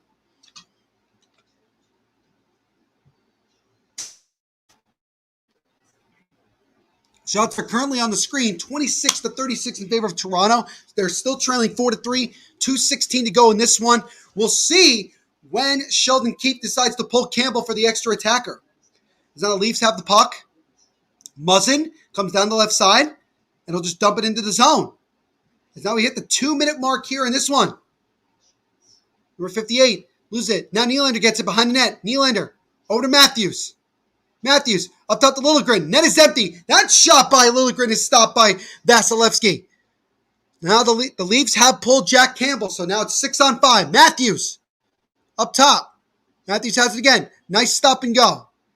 Looking for somebody at the top of the point. Gets over to Muzzin. Muzzin over to Nylander. One-time shot. That would have stopped. And a kick-out try. It's kicked away. And that puck's going to roll all the way down, go completely wide of the net. Is it going to be an icing? It doesn't look like it. No icing called here. Now a long pass to Nylander back in the zone. Nylander trying to do something here. Puck is pinned on the far left side. 1:15 to go in this one. Pass back on the top of the point to Morgan Rielly. Rielly over to Matthews. Matthews trying to make a pass to Nylander, but Nylander's able to regain it. Tavares over to Nylander. That one's broken up, but it's taken away by Morgan Rielly. Rielly with a wrist shot, and that one just goes wide of the net. 58 over to Tavares, back to number 58. Now Lightning are able to intercept it. They dump it back down. Is it going to go down to the empty net? And Rielly's able to get there just in time before it reaches 46 seconds and ticking to go here. Leafs trying to get it back in. Matthews is knocked down, but the Leafs keep it in. Kerfoot, pass in front. That one is blocked. Kerfoot on the far left side being pinned, but it's taken away by Stamkos. He takes it, loses it to Killorn. He's racing down. Killorn still with it, gives it to Stamkos, and then he passes it over to Andre Palat, who will tap it in. And just like that, with 28.1 to go, the Lightning have regained the 2-goal lead. It's now 5-3 as Palat will get his second goal of the game, and Stamkos will get his third assist and fourth point of the night on that one. And that is pretty much going to put this one out of reach for the Maple Leafs. This front row production saying, na na na na, na na na na, hey hey hey, goodbye. As the Lightning are going to get a big time victory on the road in Toronto. And the Maple Leafs, they put up a good effort, but at the end of the day, the Lightning just took advantage of more of the opportunities that they got, and they've been rewarded. So we'll see if the Leafs have one more goal in them here. This puck goes back behind the net. One thing has it. Gives over. That one's taken away by Sergachev. And now Ruda with it. Ruda just fires it back down into Toronto's zone. No icing here. 8 seconds to go. Fans are already filing out of the Scotiabank Arena. 3 seconds, 2 and 1. And that is going to do it for this one, as the Tampa Bay Lightning, led by a goal and 3 assists by their captain, Steven Stamkos, take a big victory on the road as they beat the Toronto Maple Leafs by the score of 5-3. So a really good victory for the Lightning, as 2 goals by Andre Palat and a 4.9 for Stamkos. Andre Kasha had himself a 2-goal game, did very, very well. I do have to say, even though Nylander scored, he was pretty, other than that, he was pretty quiet. Matthews, in many ways, was pretty quiet. 3 stars of the game. Andre Palat, 2 goals and an assist. He's the 3rd star. Andre Kasha, who had 2 goals for the Leafs, is the 2nd star of the game. And Steven Stamkos, with a goal and 3 assists, is the 1st star of the game. So, that is all she wrote here for this one. Before I sign off, I just want to say, as always, thank you guys so much for taking some time out of your day to join me on these live watch-alongs. It means the world to me. I enjoy it so very much. Your guys' support, the comments, everything like that is great. And if you want to check out more of these, make sure to leave a like, comment, subscribe to the Hockey Podcast Network YouTube channel, and punch that notification bell so you don't miss any new live watch-alongs that we do. We'll be back tomorrow. We'll be back every single day doing live watch-alongs. Punch that notification bell so you don't miss any. As Jacob says, Neil, I hate this Lakers team right now. Well, I'm a Nets fan, so I don't really like the Lakers anyway, so it is what it is. But before I go, make sure to follow me on Twitter at THENVPSHOW, and also on Instagram at NVPQB11. And also, make sure you like and subscribe to the Devils State of Mind podcast, which covers all things New Jersey Devils. We post new episodes on every Monday and Thursday, so we post a new episode earlier today. You can follow us on Twitter at Devils State, and also on Instagram at Devils State of Mind, and like us on Facebook, just Devil State of Mind Podcast. And you can find the Devil State of Mind Podcast wherever you listen to podcasts. Just search Devil State of Mind or the Hockey Podcast Network, and go like and subscribe to all the other podcasts on the network as well. Every little bit helps. So thank you all so much for joining me here for this live watch along. Once again, the final score from this one, the Tampa Bay Lightning come away with a victory on the road as they beat the Maple Leafs by the score of 5-3. So for everyone here at the Hockey Podcast Network YouTube channel and the Hockey Podcast Network in general, my name is Neil Villapiano, and we will catch you all in the next one. Everyone be safe, and I will see you on Sunday.